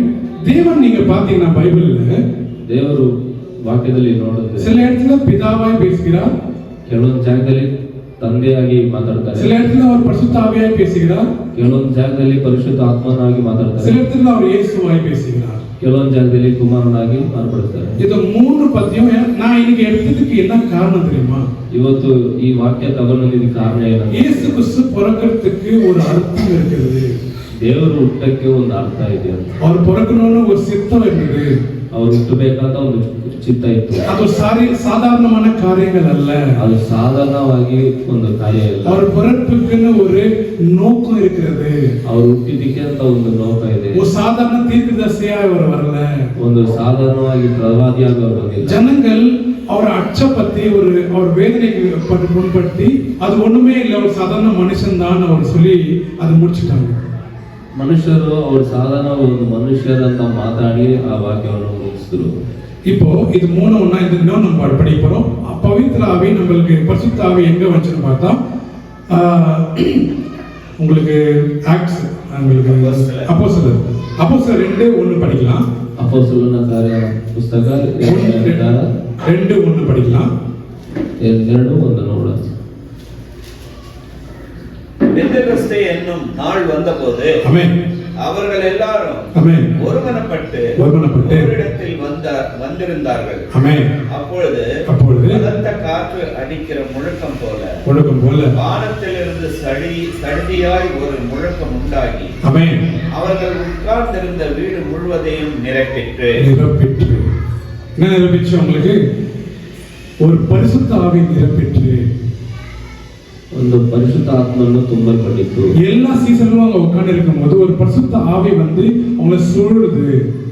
ಎಲ್ಲ ಶಿಷ್ಯರೆಲ್ಲ ಅಲ್ಲಿ ಕೂತ್ಕೊಂಡಿರುವಾಗ ಪರಿಶುದ್ಧ ಆತ್ಮನು ಬಂದು ಅವರನ್ನು ಸುಳಿದುಕೊಂಡಿತ್ತು. இந்த பரிசுத்த ஆவிக்கு ஒரு ரூபம் இருக்குன்னு கேட்டீங்கன்னா அதுக்கு ஒரு ரூபமே கிடையாது. ಈ ಪರಿಶುದ್ಧ ಆತ್ಮನಿಗೆ ರೂಪ ಇದೆಯಾ ಅಂತ ಕೇಳಿದ್ರೆ ಅದಕ್ಕೆ ರೂಪವೂ ಇಲ್ಲ. அப்ப இந்த பரிசுத்த ஆவி என்ன? ಆ ಪರಿಶುದ್ಧ ಆತ್ಮ ಅಂದ್ರೆ ಏನು? ஒரு உணர்வு, ಒಂದು ಆಲೋಚನೆ, ஒரு உருவம் இல்லாத ஒரு உணர்வு நம்மள வழிகாட்டுது. ಒಂದು ರೂಪ ಇಲ್ದಿರೋ ಒಂದು ಆಲೋಚನೆ ನಮ್ಮನ್ನು ದಾರಿ ಮಾಡಿಸ್ತಾ ಇದೆ. இப்போ நம்ம டெய்லி எத்தனை பேர் பிதாவை பாக்குறீங்க, இயேசுவை பாக்குறீங்க? எத்தனை இங்க இருக்கிற எல்லா பேரு ಎಷ್ಟು ಜನ ತಂದೆಯನ್ನು ನೋಡ್ತಾ ಇದ್ದೀರಾ, ಕುಮಾರನನ್ನು ನೋಡ್ತಾ ಇದ್ದೀರಾ? ಇಲ್ಲಿ ಇರೋರು ரெண்டுமே இல்லாத நம்ம என்ன பண்றோம்? ஆவியில நடத்தப்படுறோம். ಎರಡೂ ಇಲ್ದಿರ ನಾವು ಇಲ್ಲಿ ಆತ್ಮದಲ್ಲಿ ನಡೆಸ್ತಾ ಇದ್ದೀವಿ. நம்ம பரிசுத்த ஆவியினால் நடத்தப்படுறோம். ಒಂದು ಪರಿಶುದ್ಧ ಆತ್ಮದಲ್ಲಿ ನಾವು ನಡೀತಾ இந்த ಇದ್ದೀವಿ. பரிசுத்த ஆவி என்ன பண்ணுது? நம்மள வழி காட்டிட்டு பரலோக ராஜ்யத்துக்கு கூட்டிட்டு போகுது. ಈ ಪರಿಶುದ್ಧ ಆತ್ಮ ನಮ್ಮನ್ನು ಪರಲೋಕ ರಾಜ್ಯಕ್ಕೆ ದಾರಿಯಲ್ಲಿ ನಡೆಸ್ತಾ ಇದೆ. ஒவ்வொரு நாளும் நம்ம சாத்தான் பிடியில பிடிக்காதபடி இந்த பரிசுத்த ஆவியை வந்து நம்ம சூழ்ந்து நம்ம உடம்புல பூந்து ஃபுல்லா நம்மளோட உடலும் நம்மளோட ஆவியும் அதை ஆளுகை செய்யுது. ನಮ್ಮನ್ನು ಶೈತನ್ನ ತಂತ್ರದಿಂದ ಅದು ಸಿಕ್ಕಾಗಲಾದರೆ ನಮ್ಮನ್ನು ಪರಲೋಕ ದಾರಿಯಲ್ಲಿ ಅದು ನಡೆಸ್ತಾ ಹೋಗ್ತದೆ. நம்மளுக்கு ஞானத்தை கொடுக்குது, ನಮಗೆ ಜ್ಞಾನವನ್ನು ಕೊಡ್ತಾ ಇದೆ. அப்ப நீங்க பாத்தீங்களா, இப்போ ஜான்சன் என்ற ஆளு இந்த வீட்டில இந்த தாய்க்கு பிறக்கணும்னு யார் முடிவு எடுக்கிறா? ಜಾನ್ಸನ್ ಅಂತ ಒಬ್ಬ ಮನುಷ್ಯ ಈ ತಾಯಿ ತಂದೆಗೆ ಹುಟ್ಟಬೇಕಂತ ಯಾರು ಡಿಸಿಷನ್ ಮಾಡ್ತಾರೆ? பிதா முடிவு எடுக்கிறாரு. ತಂದೆ ತೀರ್ಮಾನ ಮಾಡ್ತಾರೆ. இந்த ஜான்சன் பிறந்ததுக்கு அப்புறம் இவன் எப்படி நடக்கணும், எங்க போகணும், எப்படி வரணும்னு அவனுக்கு கொடுக்கிற வசனம் யார் கொடுத்தது? ಜಾನ್ಸನ್ ಅವರು ಹುಟ್ಟಿದ ತಕ್ಷಣ ಇವರು ಈ ರೀತಿ ನಡಿಬೇಕು, ಈ ರೀತಿ ಮಾತಾಡ್ಬೇಕಂತ ಯಾರು ಡಿಸಿಷನ್ ಮಾಡ್ತಾರೆ? இந்த பைபிள் மூலமா இயேசு கிறிஸ்து நடத்தின நடத்தை தான் எனக்கு வழிகாட்டுது. ಈ ವಾಕ್ಯ ಮುಖಾಂತರ ಯೇಸು ಯಾವ ರೀತಿ ನಡೆದಿದ್ರು ಅಂತ ಅದನ್ನ ನಮಗೆ ವಾಕ್ಯ ಮುಖಾಂತರ ನಡೆಯಲ್ಪಡುತ್ತೆ. அந்த வழிகாட்டி நேரா போகிறதுக்கு அதுலயே நிலைச்சு நிற்கிறதுக்கு எனக்கு யார் உதவுறா? ನಾನು ಆ ಬ್ರದರ್ಗೆ ಯಾರು ದಾರಿ ನೋಡ್ತಾ ಇದ್ದಾರೆ, ಈ ರೀತಿಯಲ್ಲಿ ಹೋಗ್ಬೇಕು, ಈ ರೀತಿಯಲ್ಲಿ ನಾವು ನಡಿಬೇಕಂತ பரிசுத்த ஆவியை வழிநடத்து. ಪರಿಶುದ್ಧ ಆತ್ಮವನ್ನು ದಾರಿ ನಡೆಸ. அப்ப நீங்க பாத்தீங்களா, மூணுக்கு ஒரு வழி இது பாத்தீங்களா? ಮೂವರಿಗೂ ಒಂದು ದಾರಿ ಇದೆ ನೋಡಿ. நீங்க பிறக்கிறதுக்கு பிதா வந்து உதவி செய்கிறார். ನೀವು ಹುಟ್ಟುವಾಗ ಒಂದು ತಂದೆ ಬಂದು ದಾರಿ ಮಾಡ್ತಾರೆ. நீங்க பிறந்ததுக்கு அப்புறம் எப்படி வாழணும்னு இயேசு கிறிஸ்து உதவி செய்கிறார். ನೀವು ಹುಟ್ಟಿದ ಮೇಲೆ ಯಾವ ರೀತಿ ಬಾಳ್ಬೇಕಂತ ಕುಮಾರನು ತೀರ್ಮಾನ ಮಾಡ್ತಾರೆ. அந்த இயேசு கிறிஸ்து பாதையில நடக்கிறதுக்கு பரிசுத்த ஆவியை உதவுது. ಆ ಕುಮಾರನ ದಾರಿಯಲ್ಲಿ ನಡೆಯಕ್ಕೆ ಪರಿಶುದ್ಧಾತ್ಮವನ್ನು ದಾರಿ ನಡೆಸ್ತಾರೆ. அப்ப இது மூணும் நம்ம வாழ்க்கையில எப்பவுமே இருக்குது. ಅವಾಗ ಇದು ಮೂರು ಕ್ರಿಯೆಗಳು ನಮ್ಮ ಲೈಫ್ ಅಲ್ಲಿ ಅದು ನಡೀತಾ ಇದೆ. கடைசியில நான் என்னைக்கு மறைக்கணும், நம்ம எப்ப சாக போறோம்னு சொல்றது யார் கையில இருக்குது? ನಾವು ಕಡೆದಾಗಿ ಎಲ್ಲಿ ಮರಿಬೇಕಂತ ಯಾರು ತೀರ್ಮಾನ ಮಾಡೋದು? பிதா கையில இருக்குது, ತಂದೆ ಬಳಿ ಇದೆ. அப்ப இந்த லைஃப் சைக்கிள் பாத்தீங்களா? ಈ ಲೈಫ್ ಸೈಕಲ್ ಅನ್ನು ನೋಡಿದ್ರೆ நம்ம பிறக்கிறதுக்கு அப்புறம் நம்ம இறக்குற வரைக்கும் இந்த பிதா குமாரன் பரிசுத்த ஆவி மூணுமே இன்வால்வ் ஆகுறாங்க நம்ம லைஃப்ல. ನಮ್ಮ ಲೈಫ್ ಸೈಕಲ್ ನೋಡಿದ್ರೆ ಈ ತಂದೆ ಕುಮಾರನು ಪರಿಶುದ್ಧಾತ್ಮನ ಲೈಫ್ ಸೈಕಲ್ ಅಲ್ಲಿ ನಾವು ಇದ್ದೀವಿ. நம்ம பிறக்கிறதும் இறக்கிறதும் பிதா கையில, ನಾವು ಹುಟ್ಟೋದು ಸಾಯೋದು ತಂದೆಯ ಕೈಯಲ್ಲಿದೆ. ஒரு மனுஷனா எப்படி வாழணும்னு இயேசு கையில, ಒಂದು ಮನುಷ್ಯ ಯಾವ ರೀತಿ ಬಾಳಬೇಕಂತ ಯೇಸು ಕೈಯಲ್ಲಿದೆ. அந்த வழியில நடக்கிறதுக்கு எப்பொழுதுமே நம்ம அந்த வழியில இருக்கிறதுக்கு பரிசுத்த ஆவியின் கையில. ಯಾವಾಗಲೂ ನಾವು ಆ ದಾರಿಯಲ್ಲಿ ನಡೆಯಬೇಕಂತ ಇರೋದು ಪರಿಶುದ್ಧ ಆತ್ಮನ ಕೈಯಲ್ಲಿ. அப்ப இது மூணு வேற வேறயா? ಇದು ಮೂರು ಬೇರೆ ಬೇರೆನಾ? இல்ல. ಇಲ್ಲ. நம்ம இப்ப சாப்பிடுறோம், இந்த ரைட் சைடு கை நமக்கு யூஸ் ஆகுது. ನಾವು ಊಟ ಮಾಡ್ತೀವಿ, ನಮ್ಗೆ ರೈಟ್ ಬಲಕೈ ಅದನ್ನ ನಮ್ಗೆ ಕೊಡುತ್ತೆ. இந்த சமயத்துல ரெண்டு கால் யூஸ் ಆಗಲ್ಲ, வெட்டி போடலாமா? ಆ ಸಮಯದಲ್ಲಿ ನಮಗೆ ಕಾಲು ಉಪಯೋಗ ಇಲ್ಲ, ಅದಕ್ಕಿಂತ ಕತ್ತರಿಸಾಕ ಕೊಡೋಣ? அப்படி இல்ல. ಆ ರೀತಿ ಅಲ್ಲ. இந்த சமயத்துல அந்த கை உதவுதுன்னா ಈ ಸಮಯದಲ್ಲಿ ಈ ಕೈ ನಮ್ಗೆ ಉಪಯೋಗ ಆಗುತ್ತೆ. அந்த கை கழுவுறதுக்கு கால் உதவும். ಆ ಕೈಯನ್ನು ತೊಳೆಯಕ್ಕೆ ಕಾಲು ಉಪಯೋಗ ಆಗುತ್ತೆ. இது ரெண்டும் செயல்படுறதுக்கு மூளை உதவும். ಈ ಎರಡು ಸೇಲ್ ಮಾಡಲು ನಮ್ಮ ಚಿಂತೆ ಉಪಯೋಗ. இது எல்லாமே கனெக்ட் ஆயிருக்கு. ಇದೆಲ್ಲ ಕನೆಕ್ಷನ್. இது இருந்தா இது இல்ல, இது இருந்தா இது இல்ல, எதுவுமே இல்ல. ಯೋಚನೆ ಇಲ್ದಿರ ಕೈ ಇಲ್ಲ, ಯೋಚನೆ ಇಲ್ದಿರ ಕಾಲು ಇಲ್ಲ. இதேதான் பிதா குமாரன் பரிசுத்த ஆவி. ಇದೇ ರೀತಿನೇ ತಂದೆ ಕುಮಾರ ಪರಿಶುದ್ಧಾತ್ಮ. இயேசு வந்தாரு, அவர் சாதாரண மனுஷன் தான். ಯೇಸು ಬಂದ್ರೆ ಅವ್ರು ಸಾಧಾರಣ ಮನುಷ್ಯನೇ. நம்மளால தொழுது கொள்ள கூடாது, ಅವನನ್ನು ನಾವು ಆರಾಧನೆ ಮಾಡಬಾರ್ದಂತ நிறைய குழப்பங்கள் அந்தி கிறிஸ்து இந்த உலகத்துல பரவி கொண்டே இருக்கு. ತುಂಬಾ ಕೆಟ್ಟ ಆಲೋಚನೆ ಲೋಕದಲ್ಲಿ ಹರಡ್ತಾನೆ ಇದೆ. இப்போ உங்களுக்கு ஒரு क्वेश्चन வரலாம். ಇವಾಗ ಒಂದು ಪ್ರಶ್ನೆ ಬರ್ಬೋದು. இயேசு அற்புதம் செஞ்சார், ಯೇಸು ಅದ್ಭುತ ಮಾಡಿದ್ರು, தீர்க்கதரிசி சொன்னார், ಪ್ರವಾದಿ ಹೇಳಿದ್ರು, மரித்தார் உயிர்த்தெழுந்தார். ಸತ್ತೋದ್ರು ಮತ್ತೆ ಜೀವ ಉಳಿಸಿದ್ರು. இப்போ தீர்க்கதரிசி மரி நீங்க ஒரு பவுலையோ இல்ல பேதுருவோ எடுத்துக்கோங்களேன். ಇವಾಗ ಪೌಲನ್ನು ನೋಡ್ಬೋದು, ಇಲ್ಲಾಂದ್ರೆ ಪೇತ್ರನ್ನು ನೋಡ್ಬೋದು. அவங்க தீர்க்கதரிசி சொன்னாங்க, ಅವರು ಪ್ರವಾದಿ ಹೇಳಿದ್ರು, அதிசயம் செஞ்சாங்க, ಅದ್ಭುತ ಮಾಡಿದ್ರು, அற்புதம் செஞ்சாங்க. அதிசಯಗಳನ್ನು ಮಾಡಿದ್ರು. அப்ப அவங்களோட கடவுள் ಆದ್ರೆ ಅವರು ದೇವರ, அப்படித்தானே? ಆದ್ರೆ ಅದೇ ತಾನೆ. சீசர் எல்லாமே கடவுளா? ಶಿಷ್ಯರು ಎಲ್ಲರೂ ದೇವರ. நான் எல்லாம் ஒண்ணா வரலாம், நம்ம சரியா எல்லாமே கிளியர் பண்ண முடியும். இப்ப எல்லாமே ஆண்டோட கிருபையில நம்ம கிளியர் பண்ணணும். ಒಂದೊಂದು ಇದಾಗಿ ಬರೋಣ. இப்போ ஜனங்க இருக்கிற குழப்பம் அதுதான். இப்போ நம்ம உதாரணத்துக்கு எலிசா பத்தி பழகி போறோம். எலிசா பத்தி ஃபர்ஸ்ட் படிக்கலாம். 2 ராஜாக்கள் 5ஆம் அதிகாரம். நம்ம சுருக்கமா நான் சொல்றேன். எலிசா ಬಗ್ಗೆ ನೋಡ 2 ராஜாக்கள் 5ஆம் அதிகாரம். 2 ರಾಜಕಗಳು 5ನೇ ಅಧಿಕಾರ. அப்ப அங்க நாமான் ஒரு சேனாதிபதி என்ன பண்றான்? ಒಂದು ನಾಮಾನು ಸೇನಾಧಿಪತಿ ಏನು ಮಾಡ್ತಾರೆ ಅಂದ್ರೆ, குஷ்டரோகி ஆண்டு பிறகு அவன் எலிசா கிட்ட போறான். ಕುಷ್ಠರೋಗ ಆಗಿದ್ಮೇಲೆ ಎಲಿಸಾ ಬಳಿ ಹೋಗ್ತಾರೆ. அப்ப எலிசா என்ன சொல்றாரு? ಎಲಿಸಾ ಹೇಳುತ್ತಾರೆ, நீ போய் அந்த யோர்தான் நதியில ನೀನು ಹೋಗಿ ಆ ಯೋರ್ದಾನ್ ನದಿಯಲ್ಲಿ 3 முறை எழுதிட்டு வா. 3 ಸರಿ ನೀವು ಮುಳುಗಿ ಬಾ, அப்போ நீ சுகம் பெறுவாய். ಅವಾಗ ನೀನು ಸುಖ ಹೊಂದುತ್ತೀಯ. இப்ப இயேசு கிறிஸ்து ಇವಾಗ ಯೇಸು ದೇವರು, தொட்டாத சுகமாச்சு. ಯೇಸು ಮುಟ್ಟಿದ ತಕ್ಷಣ ಸುಖವಾಯಿತು. ஆனா எலிசா ಆದ್ರೆ ಎಲಿಸಾ தொடாமலே சுகமாயிடுச்சு. ಮುಟ್ಟದಿರ ಸುಖವಾಯ್ತಲ್ಲ. அப்ப செயின்ட் எலிசான்னு ஒரு சர்ச் உருவாக்கலாமா? ಅವಾಗ ಸೈಂಟ್ ಎಲಿಸನ್ ಅಂತ ಒಂದು ಚರ್ಚ್ அப்படி இல்ல தேவன் ಮಾಡ್ಬೋದಾ? ஜனங்க இங்க தான் ஏமாறுறாங்க. ಇಲ್ಲೇ ಮನುಷ್ಯರು ಯಾವ ಮಾಡ್ತಾರೆ. இயேசுக்கும் மத்த அந்த தீர்க்கதரிசிக்கும் வித்தியாசம் இருக்கிறது. ಯೇಸುಗೂ ಬೇರೆ ಒಬ್ಬ ಪ್ರವಾದಿಗೂ ತುಂಬಾ ವ್ಯತ್ಯಾಸ ಇದೆ. இப்ப நான் ஒரே ஒரு கேள்வி கேட்கிறேன். இப்ப இவங்களை கடவுளா வணங்கலாமா நீங்களே யோசிப்பீங்க. ಇವಾಗ ಒಂದು ಪ್ರಶ್ನೆ ನಾನು ಕೇಳ್ತೀನಿ, ನೀವೇ ಆಲೋಚನೆ ಮಾಡ್ತೀರಾ, ಇವ್ರನ್ನ ದೇವರಾಗಿ ನಾವು ಹಿಂಬಾಲಿಸಬಹುದಾ? இந்த பைபிள் முழுவதும் ಈ ಬೈಬಲ್ ಪೂರ್ತಿಯಾಗಿ ஏதாவது ஒரு தீர்க்கதரிசி ಯಾವ್ದಾದ್ರು ಒಂದು ತೀರ್ಥ ಪ್ರವಾದಿ நான் தான் கடவுள் சொல்லுகிறாரா? ನಾನೇ ದೇವರನ್ನು ಹೇಳಿದ? ஒரே ஒரு தீர்க்கதரிசி கூட சொல்லல. ಯಾವ ಪ್ರವಾದಿನೂ ಹೇಳಿಲ್ಲ. அப்ப நம்ம மனுஷன் நம்ம எப்படி அதை ஏத்துக்கலாம்? ಅವಾಗ ನಾವು ಮನುಷ್ಯರಾಗಿ ನಾವು ಅದನ್ನ தீர்க்கதரிசியா பிறந்தவரே அதை சொல்லலன்னா, ಪ್ರವಾದಿಯಾಗಿ ಹುಟ್ಟಿದವನೇ ಅದನ್ನ ಹೇಳಿಲ್ಲ. நம்ம எப்படி அதை கடவுள்னு எடுத்துக்கலாம்? ನಾವು ಅದನ್ನ ಹೆಂಗೆ ಹಿಂಬಾಲಿಸಬಹುದು? அவங்க சாதாரண தீர்க்கதரிசி, ಅವರು ಸಾಧಾರಣವಾಗಿ ಒಂದು ಪ್ರವಾದಿ. இந்த தீர்க்கதரிசியின் லைஃப் நான் சொல்றேன் உங்களுக்கு. எப்படி வருது தீர்க்கதரிசி யாரு இயேசு கிறிஸ்து யாரு நம்ம பிரிச்சு பார்க்கலாம். இப்போ ஃபுல்லாவே ಪ್ರವಾದಿ ಅಂದ್ರೆ ಯಾರು, ಯೇಸು ಅಂದ್ರೆ ಯಾರು ಅಂತ ನಾವು ಬೇರೆ ಮಾಡಿ ನೋಡೋಣ. இப்போ ஒரு மனுஷன் பிறக்கிறான். ಇವಾಗ ಒಂದು ಮನುಷ್ಯ ಹುಟ್ಟುತ್ತಾನೆ, அவன் கடவுளை ஏத்துக்கிட்டான். ಅವನು ದೇವರನ್ನು ಹಿಂಬಾಲಿಸ್ತಾನೆ, அவன் வாழ்க்கையில உண்மையா நடக்கிறான். ಅವನು ಬಾಳಲ್ಲಿ ನೀತಿವಂತನಾಗಿ ನಡೀತಾನೆ. அவன் தப்புக்கு இந்த பக்கம் அந்த பக்கம் எங்கேயும் போகல. ಅವನು ತಪ್ಪಿಗೂ ರೈಟ್ಗೆ ಯಾವ ಜಾಗದಲ್ಲಿ ಹೋಗಿ நேர் மேல நடக்கிறான். ಒಂದು ನೇರವಾಗಿ ದಾರಿಯಲ್ಲಿ தேவனுக்கு பிரியமாய் நடக்கிறான். ದೇವರಿಗೆ ಪ್ರೀತಿಯಾಗಿ தேவனோட நடவடிக்கை அவனை பார்க்கிறார்.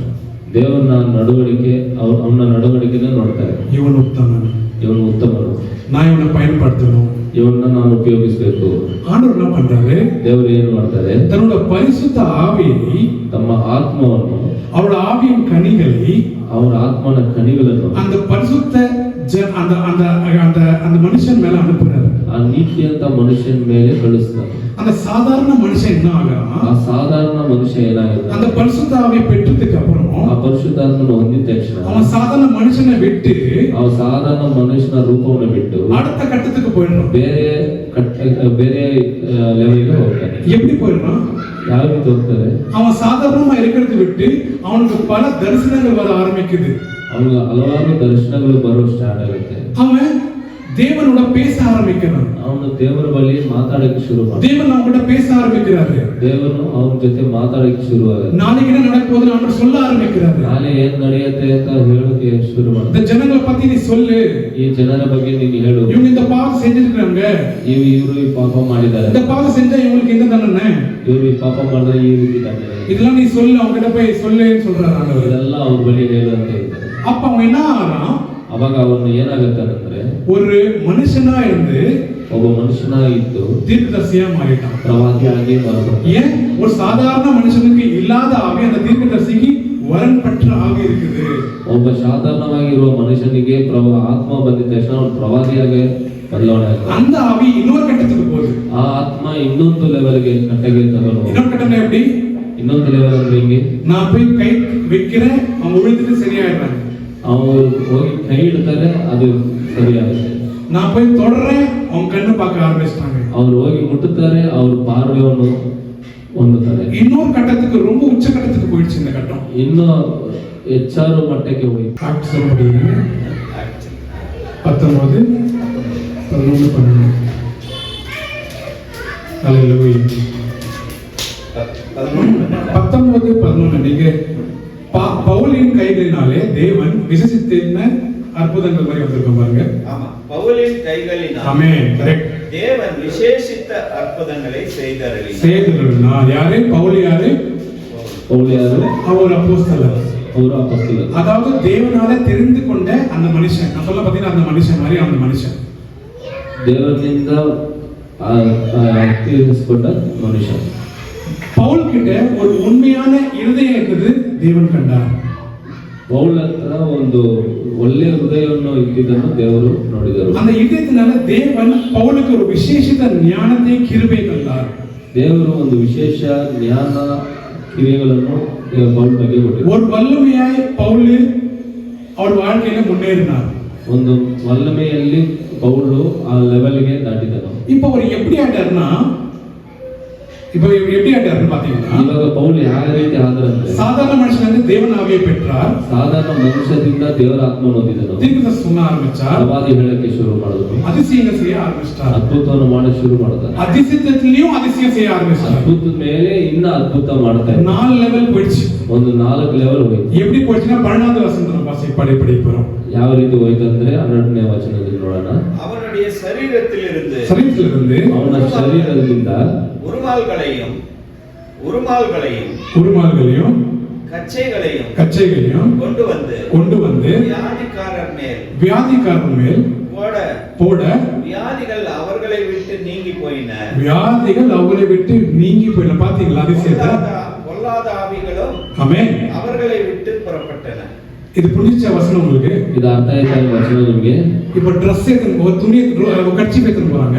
ಇವಾಗ ಕರ್ಚೀಫ್ ತಗೊಂಡು ಹೋಗ್ತಾ ಇದ್ದಾರೆ. பவுல் மேல இப்படி தடவுறாங்க.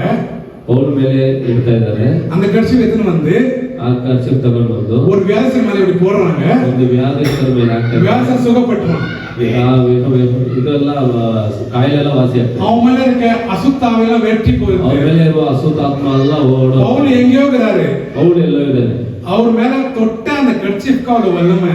ಅವನ ಮುಟ್ಟಿರೋ ಆ ಕರ್ಚೀಫ್ಗೆ ಅಷ್ಟು ಅದ್ಭುತ. தேவன் பாத்தீங்களா எவ்வளவு பெரிய வல்லமை உள்ள தேவன். ದೇವರು ಎಷ್ಟು ಅದ್ಭುತವಾದ ದೇವರು. அந்த பரிசுத்த ஆவியின் கிரியைகள் நீ பாத்தீங்களா? ಆ ಪರಿಶುದ್ಧಾತ್ಮನ ಕ್ರಿಯೆಗಳನ್ನು ನೋಡಿದ್ರೆ அப்ப நீங்க பவுல கடவுள் சொன்னீங்களா? ಅವಾಗ ಪೌಲ್ ದೇವರ ಅಂತ ಹೇಳ್ತೀರಾ? இல்ல. தேவன் அவனை ஒரு விசேஷித்த மனுஷனாய் வெச்சிருக்கிறாரு, அவ்வளவுதான். ದೇವರು ಒಂದು ವಿಶೇಷಿತ ಮನುಷ್ಯನಾಗಿ ಅವನನ್ನು ಇಟ್ಟಿದ್ದಾರೆ ಅಷ್ಟೇ. அவன் மூலமா பல திட்டங்கள் ஆண்டவர் வெச்சிருக்கிறாரு, அவ்வளவுதான். ಅವರ ಮೂಲಕವಾಗಿ ಸುಮಾರು திட்டವನ್ನು ದೇವರು ಇಟ್ಟಿದ್ದಾರೆ ಅಷ್ಟೇ. அவன் மூலமாக பல ஜனங்களை ரட்சிக்கிறதுக்கு அவனை யூஸ் பண்ண போறாரு, அவ்வளவுதான். ಅವರ ಮುಖಾಂತರ ಸುಮಾರು ಜನರನ್ನು ರಕ್ಷಣೆ ಒಂದನ್ನು ಮಾಡಬೇಕಾಗಿದೆ ಅಷ್ಟೇನೆ. அவனை தொழுறதோ இல்ல அவனை வணங்குறதோ நம்மளுக்கு காரியங்கள் கிடையாது. ಅವನ ಬೇಡಿಕೊಳ್ಳೋದು ಅವ್ರನ್ನ ಹಿಂಬಾಲಿಸೋದು ದೇವ್ರ ಚಿತ್ತ ಇಲ್ಲ. நிறைய பேர் சொல்லுவாங்க இது எனக்கு ஃபேவரட் கடவுள், ಇದು ನನಗೆ ದೇವರು ಫೇವರೇಟ್ ಅಂತ. இந்த கடவுள் எனக்கு ரொம்ப பிடிக்கும். ಈ ಪೌಲ್ ದೇವರನ್ನು ನನಗೆ ತುಂಬಾ ಇಷ್ಟ. பைபிள்ல இந்த மனுஷன் எனக்கு ரொம்ப பிடிக்கும். ಬೈಬಲಲ್ಲಿ ಈ ಮನುಷ್ಯ ನನಗೆ ತುಂಬಾ ಇಷ್ಟ. நான் அவர் மாதிரி நடக்க போறேன். ನಾನು ಅವನ್ನ ಹಿಂಬಾಲಿಸ್ತೀನಿ. நான் பவுல் மாதிரி நடக்க போறேன். ನಾನು ಪೌಲ್ ಹಾಗೆ ನಾನು ಹಿಂಬಾಲಿಸ್ತೀನಿ. நீ யோவான் மாதிரி நடக்க போறியா? நீ யோவான் மாதிரி நடக்க போறியா? யோவான் ತರ ನಡೆಯ. நான் பேதுரு நடக்க போறேன். ನಾನು ಪೇದ್ರು ಹಾಗೆ ನಡೆಯಬೇಕಾ அப்படி சொல்றோமா? ಆ ರೀತಿ ಹೇಳ್ತಾ ಇದ್ದೀರಾ? இதுதான் அந்தி கிறிஸ்து. ಇದೇ ಆಂಟಿ ಕ್ರೈಸ್ಟ್ ಅನ್ನೋದು. இந்த மூளை சாத்தான் எப்படி சிதறடிக்கப்படுகிறான்னு நீங்க பார்க்கலாம். ಈ ಚಿಂತೆಯನ್ನು ಸೈತಾನನು ಯಾವ ರೀತಿ ಬದಲಾವಣೆ ಮಾಡ್ತಾ ಇದ್ದಾನೆ. மனுஷனோட மறுரூபத்தை பார்த்து அவனை கடவுளாய் நாங்கள் ஜனங்கள் ஏற்றுக்கொண்டார்கள். ಮನುಷ್ಯನ ಬೇರೆ ರೂಪಾಂತರವನ್ನು ನೋಡಿ ಅವನು ದೇವರಾಗಿ ಹಿಂಬಾಲಿಸ್ತಾ ಇದ್ದಾರೆ. ஒரு மனுஷன் வந்து நான் தேவனால வந்தேன், நான் தீர்க்கதரிசனம் சொல்றேன் என்ன வணங்கன்னு ஜனங்க அவங்க பின்னாடி ஓட ஆரம்பிக்கிறாங்க. ಒಬ್ಬ ಮನುಷ್ಯ ಬಂದು ಅವ್ನು ಪ್ರವಾದಿ ಅಂತ ಇದೀನಿ ಬಿಡುಗಡೆ ಮಾಡ್ತಾ ಇದೀನಿ ಅಂತಂದ್ರೆ ಅವನ ಹಿಂಬಾಲಿನ ದೇವರಂತ ಹೊಡ್ತಾ ಇದ್ದಾರೆ. ஒரு தேசம் மூலமா போய் அந்த பாஸ்டர் கிட்ட நம்ம ப்ரேயர் பண்ணிக்கலாம். ஐயோ அவர் தேவனால வந்த பாஸ்டர். ಒಂದು ದೇಶಕ್ಕೆ ಹೋಗಿ ಅವರು ಪಾಸ್ಟರ್ ಮುಖಾಂತರ ನಾವು ಪ್ರಾರ್ಥನೆ ಮಾಡೋಣ, ಯಾಕಂದ್ರೆ ಅವ್ರು ದೇವರು ಅಂತ ಬಂದಿರೋ ಪಾಸ್ಟರ್. ಅವ್ರು ತೊಟ್ಟ ಅವಳ್தான் ಮುಗಿಸಿ உனக்கு பரலோகம் தான். ಅವ್ರು ಮುಟ್ಟಿದ್ರೆ ಅಷ್ಟೇ ಆಯ್ತು ಅವ್ರ ಪರಲೋಕ ಅಂತ. ಯೋರ್ದಾನ ಮುಗಿಡುವಾ, ಯೋರ್ದಾನಲ್ಲಿ ಮುಗಿ ಬಾ, உனக்கு பரலோகம், ನಿಮಗೆ ಪರಲೋಕ, பாவம்லாம் கழுவிடும், ನಿಮ್ ಪಾಪ ಎಲ್ಲ ಹೋಗ್ಬಿಡುತ್ತೆ. ஜனங்க அவங்களா உருவாக்குன இந்த வசனங்கள், அவங்களா உருவாக்குன இந்த ரூல்ஸ் அண்ட் ரெகுலேஷன் அவங்க அந்த வழியிலே போக ஆரம்பிக்கிறாங்க. ಮನುಷ್ಯರು ಅವರಾಗಿ ಯೋಚನೆ ಮಾಡಿ ಅವರಂತ ಒಂದು ವಾಕ್ಯವನ್ನು ಉಂಟು ಮಾಡಿ ಅವರಾಗಿ ಅವರು ಸೇವಕರನ್ನ ಹಿಂಬಾಲಿಸ್ತಾರೆ. பிதா உருவாக்குன வழியே வேற, நம்ம உருவாக்கப்பட்ட வழியே வேற. ದೇವರು ಉಂಟು ಮಾಡಿದ ದಾರಿನೇ ಬೇರೆ, ಆದ್ರೆ ನಾವು ಹೋಗ್ತಾ ಇರುವ ದಾರಿನೇ ಬೇರೆ. இன்னொரு क्वेश्चन நான் கேக்குறேன். ಇನ್ನೊಂದು ಪ್ರಶ್ನೆಯನ್ನು ನಾನು ಕೇಳ್ತೀನಿ. இதனால பல பிரச்சனை வந்தாலும் பரவாயில்ல. ಇದರಿಂದ ಎಷ್ಟೋ ಪ್ರಶ್ನೆ ಬಂದರೂ ಪರವಾಗಿಲ್ಲ. மரியாள் கடவுளா? ಮರಿಯಾಳು ದೇವರ? ஏன் இல்ல? ಯಾಕೆ ಇಲ್ಲ? இதே போல இதே ರೀತಿ மறுபடியும் என் வார்த்தைக்கே வாங்க. ಮತ್ತೆ ನನ್ನ ಬಾಲಿಗೆ என்ன சொன்னேன் உங்களுக்கு? ನಾನು ಏನ್ ಹೇಳ್ದೆ? ஒரு மனுஷன் பிறக்கிறது, ಒಂದು ಮನುಷ್ಯ ಹುಟ್ಟೋದು, அவன் பரிசுத்தமா இருக்கிறான், ಅವನು ಪರಿಶುದ್ಧವಾಗಿದ್ದಾನೆ, தேவனோட கண்கள் அவன் மேல படுது, ದೇವರ ಕಣ್ಣು ಅವನ ಮೇಲೆ, தேவனோட தயவு அவன் மேல படுது, ದೇವನ ಕೃಪೆ ಅವನ ಮೇಲೆ ಹೋಗುತ್ತೆ, தேவன் அவனை அந்த வழியா வழி நடத்துறாரு, ದೇವನು ಅವರು ಒಳ್ಳೆಯ ದಾರಿಯಲ್ಲಿ ದಾರಿ ನಡೆಸ್ತಾ ಇದ್ದಾರೆ. தேவன் பார்த்தார், ದೇವರು ನೋಡಿದ್ರು, இயேசு கிறிஸ்து இந்த பூமியில வரதுக்கு ஒரு மனுஷன் தேவைப்பட்டுச்சு.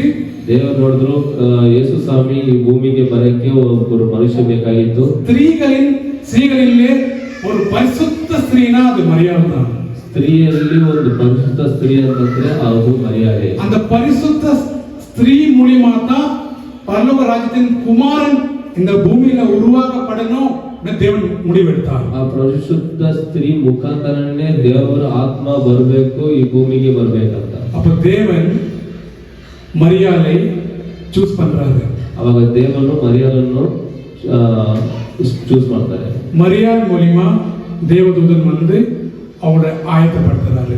ಮರಿಯಾಳ ಮುಖಾಂತರ ದೇವರ ದೂತನು ಬಂದು ಆಯತ ಮಾಡ್ತಾರೆ. மரியாள் கர்ப்பம் தரிக்கிறார். ಮರಿಯಾಳು ಗರ್ಭವನ್ನು ஒரு குமாரனை பெற்றாள். ಒಂದು ಕುಮಾರನ ಹುಟ್ಟಿಸಿ, இந்த குமாரனுக்கு ಆ ಕುಮಾರನಿಗೆ இயேசு கிறிஸ்துவின் பேர். ಯೇಸು ಅಂತ ಹೆಸರು ಇಟ್ಟಿದ್ದಾರೆ. இதுக்கப்புறம் மரியாளுக்கு என்ன வேலை தெரியுமா?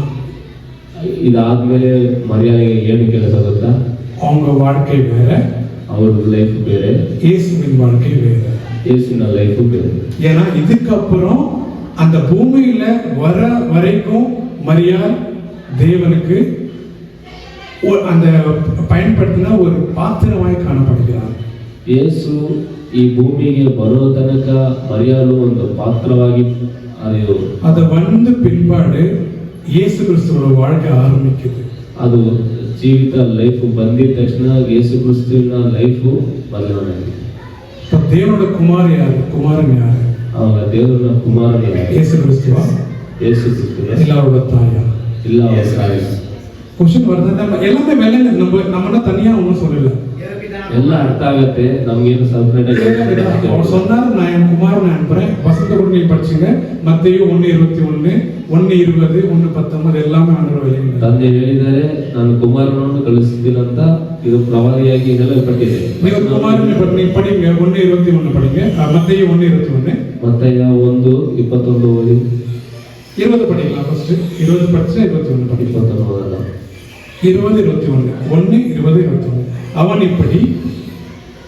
இப்படி சிந்தித்துக் கொண்டிருக்கையில் ஆமென். கர்த்தருடைய தூதன் சொப்பனத்தில் அவனுக்கு காணப்பட்டு தாவீதின் குமாரனாகிய யோசேப்பே உன் மனைவியாகிய மரியாளை சேர்த்துக்கொள்ள ஐயப்படாதே. அவளிடத்தில் உற்பத்தியாய் இருக்கிறது பரிசுத்த ஆவியினால் உண்டானது. பரிசுத்த ஆவியினால் உண்டாக்கப்பட்டது அவரோட கர்ப்பத்துல வரப்போகுது.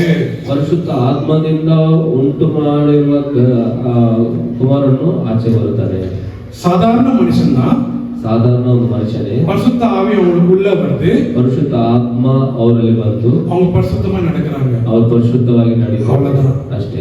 இது இவ்வளவுதான், ಇಷ್ಟೇ. இதுக்கு மேல இல்ல. ಇದಕ್ಕೆ ಮೇಲೆ ಇಲ್ಲ. நம்மளா ஒரு முடிவு எடுக்கிறதுக்கு இதுல எதுவுமே இல்ல. ನಾವಾಗಿ ಒಂದು ಡಿಸಿಷನ್ ತಗೊಳ್ಳಕ್ಕೆ ಏನಿಲ್ಲ. அடுத்த வசனத்தை படிக்கலாம். ಬೇರೆ ವಚನ ನೋಡೋಣ. அவள் ஒரு குமாரனை பெறுவாள். அவன் இப்படி சிந்தித்து அவள் ஒரு குமாரனை பெறுவாள். அவருக்கு இயேசு என்று பெயரிடுவாயாக. ஏனெனில் ஆமென், அவர் தமது ஜனங்களின் பாவங்களை நீக்கி அவர்களை ரட்சிப்பார் என்றார். அவரை ரட்சிப்பார் என்றார். ஆமென். இதுதான் முக்கியமா பார்க்கிற ஒரு வசனமா இருக்குது. ஆமென். அவர் குமாரனை பெறுவார். அந்த குமாரன் என்ன பண்ணுவார்னா பாவங்களை நீக்கி அவர்களை ரட்சிப்பார் என்றார். ஆமென். அந்த பாவங்களை நீக்கி அவங்களை ரட்சிக்கிறதுக்கு ஒரு குமாரன் வரப்போகிறார். ಆ ಪಾಪದಿಂದ ರಕ್ಷಣೆ ಮಾಡಕ್ಕೆ ಈ ಕುಮಾರ ಬರುತ್ತಾರೆ ಅಂತ ವಾಕ್ಯ. ஒரு சாதாரண தீர்க்கதரிசிக்கு இந்த வரன் இருக்குதான்னு கேக்குறேன். ಈ ಸಾಧಾರಣ ಒಂದು ಪ್ರವಾದಿಗೆ ಈ ಕೃಪೆ ಇದೆಯಾ? ஒரு சாதாரண மனுஷன் பாவிகளை ரட்சிக்க முடியுமா? ಒಂದು ಸಾಧಾರಣ ಮನುಷ್ಯನು ಪಾಪಿಗಳನ್ನು ರಕ್ಷಣೆ ಮಾಡಬಹುದು. பிதாவின் நாமத்தில் அவன் ரட்சிக்கலாம். ತಂದೆಯ ನಾಮದಿಂದ ರಕ್ಷಣೆ ಮಾಡಬಹುದು. நான் அவனை ரட்சிக்கிறேன்னு சொல்ல முடியுமா? ಆದ್ರೆ ನಾನು ಅವರನ್ನು ರಕ್ಷಣೆ ಮಾಡಬೇಕಾಗಬಹುದು ಅಂತ ಹೇಳ್ಬೋದಾ? அதை சொல்லவே முடியாது. ಅದನ್ನ ஏன்னா ஒரு சாதாரண ஒரு தீர்க்கதரிசிக்கு அந்த அதிகாரம் ஆண்டவர் கொடுக்கல. ಒಂದು ಸಾಧಾರಣ ಪ್ರವಾದಿಗೆ ಅಧಿಕಾರ ಕೊಟ್ಟಿಲ್ಲ. யார் கொடுத்திருக்கிறாரு? ಯಾರಿಗೆ ಕೊಟ್ಟಿದ್ದಾರೆ? ஒரே பேரான குமாரனுக்கு அந்த அதிகாரத்தை கொடுத்திருக்கிறார். ஒரே மகனாದ ಯೇಸು ಕ್ರಿಸ್ತನಿಗೆ ಅಧಿಕಾರವನ್ನು ಕೊಟ್ಟಿದ್ದಾರೆ. அந்த குமாரன் யாரு? ಆ ಕುಮಾರನು ಯಾರು? நம்ம இயேசு. ನಮ್ಮ ಯೇಸು. சொல்லாமா இயேசு ஒண்ணா சொல்லாமா? ಯೇಸು ಅಂತ யாரு? நம்ம இயேசு. ನಮ್ಮ ಯೇಸು. அவர்தான் மெய்யான தேவன். ಅವರೇ ನಿಜವಾದ ದೇವರು. அவர் மெய்யான கடவுள். ಅವರೇ ನಿಜವಾದ ದೇವರು. அவரே ஒரு தேவன். அவர் ಒಬ್ಬರೇ ದೇವರು. பிதா குமாரன் பரிசுத்த ஆவியின் திரியேக நாமத்தில் வந்த ஒரே ஒரு தேவன் இயேசு. ತಂದೆ ಕುಮಾರ ಪರಿಶುದ್ಧ ಆತ್ಮದಿಂದ ಒಬ್ಬರಾಗಿ ಬಂದಿರುವ ಯೇಸು ಕ್ರಿಸ್ತ. ஒரு காலமா ஒரு மனுஷன் சாதாரண மனுஷன் சொல்றதுக்கு வாய் வார்த்தைக்கு நம்ம 40 முறை யோசி. ಯಾರು ಸಾಧಾರಣ ಮನುಷ್ಯ ಅಂತ ಹೇಳಕ್ಕೆ ಇದು ಇಲ್ಲಿ ಸಂಬಂಧ ಇಲ್ಲ. வசனத்தை கவனிங்க. ವಚನವನ್ನು ಗಮನಿಸಿ. நம்ம மனுஷன் ரீதியா சாத்தானுக்கு இடம் கொடுத்து நம்ம பல்வேறு அர்த்தங்கள் நம்ம எடுக்கலாம். அதுல ನಾವು ಮನುಷ್ಯನ ಚಿಂತೆಯಲ್ಲಿ ಆಲೋಚನೆ ಮಾಡಿ ಸೈತಾನಿಗೆ ಜಾಗ ಕೊಟ್ಟರೆ ನಾವು ಹಲವಾರು ದೇವರನ್ನು ಇಲ್ಲಿ ಉಂಟು ಮಾಡ್ತಾ ಇದ್ದೀವಿ. சத்தியம் வேற, நம்ம யூகம் வேற. ನಮ್ಮ ಸತ್ಯ ಬೇರೆ, ನಮ್ಮ ಆಲೋಚನೆ ಬೇರೆ. நமக்கு நிறைய பிடிச்ச ஒரு ஆட்கள் இந்த பைபிள்ல இருக்கலாம். ஒரு கதாபாத்திரங்கள் இந்த பைபிள்ல இருக்கலாம். ನಮಗೆ ತುಂಬಾ ಇಷ್ಟಪಟ್ಟವರ ಪಾತ್ರಗಳು ಈ ಬೈಬಲ್ ಅಲ್ಲಿ ಇರಬಹುದು. அது ஃபேவரட்டா மட்டும் தான் இருக்கணும். ಅದು ಒಂದು ಫೇವರೇಟ್ ಆಗಿ ಮಾತ್ರ ಇರಬೇಕು. கடவுளா மாறக்கூடாது. ದೇವರಾಗಿ ಮಾರ್ಪಡಬಾರದು. தேவனாகிய ஒருத்தரே தான் தேவன். ದೇವರು ಒಬ್ಬರೇ ಒಬ್ಬರು. இப்போ இன்னொரு ப்ரூஃப் நம்ம பார்க்க போறோம். ಇನ್ನೊಂದು இப்போ எதுக்கு இந்த இயேசு வரணும்? ಯಾದಕ್ಕೆ ಯೇಸು ಈ ಲೋಕಕ್ಕೆ ಬರಬೇಕು? பிதா அந்த காலத்துல இருந்து இஸ்ரேல் மக்களை வழிநடத்தின பிதா இருக்கிறாரு. ಆ ಕಾಲದಿಂದ ಇಸ್ರೇಲ್ನ ದಾರಿ ನಡೆಸಕ್ಕೆ ತಂದೆ ಇದ್ದಾರೆ. பரிசுத்த ஆவி அந்த தீர்க்கதரிசி மூலமா இவர் நடத்துறாரு. ಪರಿಶುದ್ಧ ಆತ್ಮನು ಪ್ರವಾದಿ ಮುಖಾಂತರ ನಡೆಸ್ತಾ ಇದ್ದಾರೆ. அப்போ இந்த குமாரனை அனுப்புறதுக்கு என்ன ಅರ್ಥம் இருக்குது? ಅವಾಗ ಕುಮಾರನನ್ನು ಕಳಿಸಕ್ಕೆ ಏನ್ ಅರ್ಥ ಇದೆ? ஏன் அனுப்பணும்? ಯಾಕೆ ಕಳಿಸಬೇಕು? ஏதாவது அர்த்தம் இருக்குதா? ಯಾವ್ದೊಂದು ಅರ್ಥ ಇದೆಯಾ? ஜனங்களுக்கு தன்னோட ரூபம் காட்டுறதுக்கு தான் தேவன் இயேசு கிறிஸ்துவை அனுப்பினார். ದೇವರು ತನ್ನ ರೂಪವನ್ನು ನೋಡಿಸೋದಕ್ಕೋಸ್ಕರ ಯೇಸು ಕ್ರಿಸ್ತನನ್ನು ಈ ಲೋಕಕ್ಕೆ ಕಳಿಸಿದ. நான் இப்படிதான், ನಾನು ಈ ರೀತಿಯೇ, நான் இந்த மாதிரி பிறப்பேன், ನಾನು ಈ ತರ ಹುಟ್ಟಿದ್ದೇನೆ, நான் இப்படி வாழ்வேன், ನಾನು ಈ ರೀತಿ ಬಾಳ್ತೇನೆ, நான் ஜனங்களுக்காக இதெல்லாம் பண்ணுவேன், ನಾನು ಜನಕ್ಕೋಸ್ಕರ ನಾನು ಇದೆಲ್ಲ ಮಾಡ್ತೇನೆ, என்னோட நடத்தை இதுதான், ನನ್ನ ಜೀವನ ಇದೇ ರೀತಿ, என்னோட ಸ್ವಭಾವங்கள் இதுதான், ನನ್ನ ಗುಣ ಈ ರೀತಿ ಇದೆ, நீங்களும் அதே மாதிரி தான் வாழணும், ನೀವು ಇದೇ ರೀತಿನೇ ಬಾಳಬೇಕು, நீங்க இப்படி தான் இருக்கணும், ನೀವು ಈ ರೀತಿ ನಡಿಬೇಕು, நீங்க இப்படி தான் நடக்கணும், ನೀವು ಈ ರೀತಿ ನಡಿಬೇಕು. தேவன் புட்டு புட்டு வச்சார். ದೇವರು ಒಂದೊಂದನ್ನು ಹೇಳ್ತಾ ಇದ್ದಾರೆ. அதுக்கு தான் ஒரு உருவம் அங்க தேவைப்பட்டுச்சு. ಅದಕ್ಕೆ ಒಂದು ರೂಪ ಈ ಭೂಮಿಗೆ ಬೇಕಾಗಿತ್ತು. அதுக்கு முன்னாடி என்ன ஆச்சுன்னா நம்ம எபிரேயர்ல படிக்கலாம். ಅದಕ್ಕೆ ಮುಂಚೆ ಏನು ನಡೆಯುತ್ತೆ ಅಂದ್ರೆ ನಾವು எபிரேயர்ல 11:27 படிக்கலாம். ಎಬ್ರಿಯರ ಪುಸ್ತಕ 11 ನೋಡೋಣ. 11:27 படிக்கலாம். விசுவாசத்தினாலே அவன் ஆமென் அதரிசனமானவரை தரிசிக்கிறது போல உறுதியாய் இருந்து ஆமென் ராஜாவின் கோபத்துக்கு பயப்படாமல் ஆமென் எகிப்தை விட்டு போனார். ஆமென். இது நம்ம ஆண்டவருக்கு ஒரு ரூபம் தேவனா நம்ம காணப்படாத தேவனை நம்ம வணங்கிட்டு இருந்தோம் இது வரைக்கும். காணப்படாத தேவனை தான் ஜனங்கள் வணங்கிட்டு இருந்தாங்க. ಇಷ್ಟು ದಿವಸ ದೇವರು ಯಾರಂತ ಗೊತ್ತಿಲ್ದಿರ ದೇವರನ್ನು ನಾವು ಬೇಡ್ತಾ ಇದ್ವಿ. அவங்க தான் விசுவாசத்தை கொண்டிருந்தாங்க. ಅವರಲ್ಲೇ ನಾವು ವಿಶ್ವಾಸ இப்படிதான் தேவன் இருந்தாங்க. ಈ ರೀತಿನೇ ದೇವರು ಇದ್ದಾರೆ ಅಂತ ನಾವು ಆಲೋಚನೆ ಮಾಡ್ತೀವಿ. ஒரு உணர்வு தான் அவங்ககிட்ட இருந்துச்சு. ಒಂದು ಆಲೋಚನೆನೇ ನಮ್ಮಲ್ಲಿ ಇತ್ತು. கண்கள் காணல, ಆದ್ರೆ ಕಣ್ಣು ಕಾಣಲಿಲ್ಲ, காது கேட்கல, ಕಿವಿ ಕೇಳಿಲ್ಲ. இதெல்லாம் பண்றதுக்கு தேவன் யார் அனுப்பினாரு? ಇದೆಲ್ಲವನ್ನು ಮಾಡಕ್ಕೆ ದೇವರು ಯಾರನ್ನು ಕಳಿಸಿದ್ದಾರೆ? இதோ நான் குமாரனை ತನ್ನ ಕುಮಾರನನ್ನು ಕಳಿಸಿದ್ದಾರೆ. அவன் உங்களை காண பண்ணுவான். ಅವರು ನಿಮ್ಮನ್ನು ನೋಡುವಂತ ಮಾಡ್ತಾರೆ. செவிகளால நீங்க அவங்க வாய்ஸை கேட்பீங்க, ಕೇಳಿ கண்களால் பார்ப்பீங்க. ಕಿವಿನಾலே ನೀವು ಕೇಳುವಂತರಾಗಿದ್ದೀರಿ. நீங்க பாத்தீங்கன்னா உண்மையான தேவன். அவர் ப்ரூவ் பண்ண அவசியமா? ಅವರು ಅವನನ್ನು ದೇವರಂತ ಪ್ರೂವ್ ಮಾಡೋಕೆ ಏನಾದರೂ ಇದೆಯಾ? எகிப்து ஜனங்களை இருந்து இஸ்ரேல் ஜனங்களை கூட்டிட்டு வரும்போது எகிப்தினிಂದ இஸ்ரேல் ಜನರನ್ನು ಕರೆಯೋದಕ್ಕೋಸ್ಕರ நம்ம தேவனோட பேர் என்ன தெரியுமா? நம்ம தேவನ ಹೆಸರು ಗೊತ್ತಾ? மலைகளின் தேவன். மலைகளின் தேவன், ಬೆಟ್ಟದ ದೇವರು. அவ்வளவு சர்வ வல்லமையில பட்டு எல்லாமே அவங்கள பார்த்துட்டாங்க. தான் தேவன் தெரிஞ்சு அவங்களுக்கு. ಇದೇ ದೇವರನ್ನ ಅವರೆಲ್ಲರೂ ನೋಡಿದ್ದಾರೆ. ஆனா நமக்காக வரப்போற குமாரனை அப்பவும் அவர் அனுப்புறார். நமக்கோಸ್ಕರ ತನ್ನ ಕುಮಾರನನ್ನು ಕಳಿಸ್ತಾರೆ. அவர் எப்படி இருக்கணும், எப்படி வாழணும்னு நம்மளுக்கு கண்கூடா நீங்க பார்த்து தெரிஞ்சுக்கோங்க. அது ஒரு வரலாறா எழுதுங்கன்னு ஆண்டவர் அவர் குமாரனை அனுப்புறார். ಅವ್ರ ಕುಮಾರನನ್ನು ನೋಡಿ ಯಾವ ರೀತಿ ಬಾಳ್ಬೇಕು, ಯಾವ ರೀತಿ ನಡಿಬೇಕಂತ ನೋಡಿ ನಾವು ಜೀವಿಸಬೇಕಂತ. நம்ம இயேசுவின் காலகட்டத்துல பிறக்காம இருக்கலாம். ನಾವು ಯೇಸು ಹುಟ್ಟುವಾಗ ನಾವು ಅಲ್ಲಿ ಇರಲೇ ಇರ್ಬೋದು. ஆனா இயேசு எப்படி வாழ்ந்தாலும் நம்ம படிக்கலாம். ಆದ್ರೆ ಯೇಸು ಯಾವ ರೀತಿ ಬಾಳಿದ್ದಾರೆ ಅಂತ ನಾವು ನೋಡಬಹುದು. கண்கள் காணல, ಕಣ್ಣು ನೋಡು, ನಾವು காது கேட்குது, ಕಿವಿ ಕೇಳ. நான் சொல்றேன் உங்களுக்கு கேக்குதுல்ல? ನಾವು ಮಾತಾಡೋದು ನೀವು ಕೇಳ್ತಾ ಇದ್ದೀರಲ್ಲ. இயேசு கிறிஸ்து பிறந்த நாட்கள்ல இருந்த ஜனங்கள் அவரை பார்த்தாங்க, அவரை கேட்டாங்க. ಯೇಸು ಹುಟ್ಟುವಾಗ ಆ ಜನರು ನೋಡಿದ್ರು, ಕೇಳಿದ್ರು. இப்ப இயேசுவை பார்க்காத நம்ம அப்ப கூட அவரை பார்க்கிறோம், அவரை கேட்கிறோம்.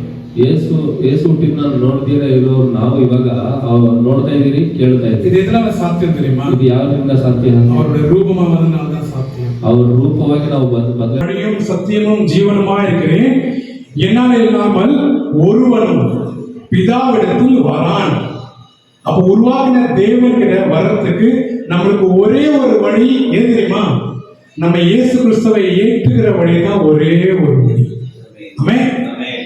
நீங்க அவர் கடவுளை ஏற்றுக்கலன்னா அப்போ உருவாகின பிதாவே ஏற்றுக்கலன்னு அர்த்தம். முடிஞ்சிச்சாங்க. இந்த மரம் எல்லாம் அந்த வேறே கிடையாது. மரம் இந்த கிளை மட்டும் இல்லை, வேறே கிடையாது.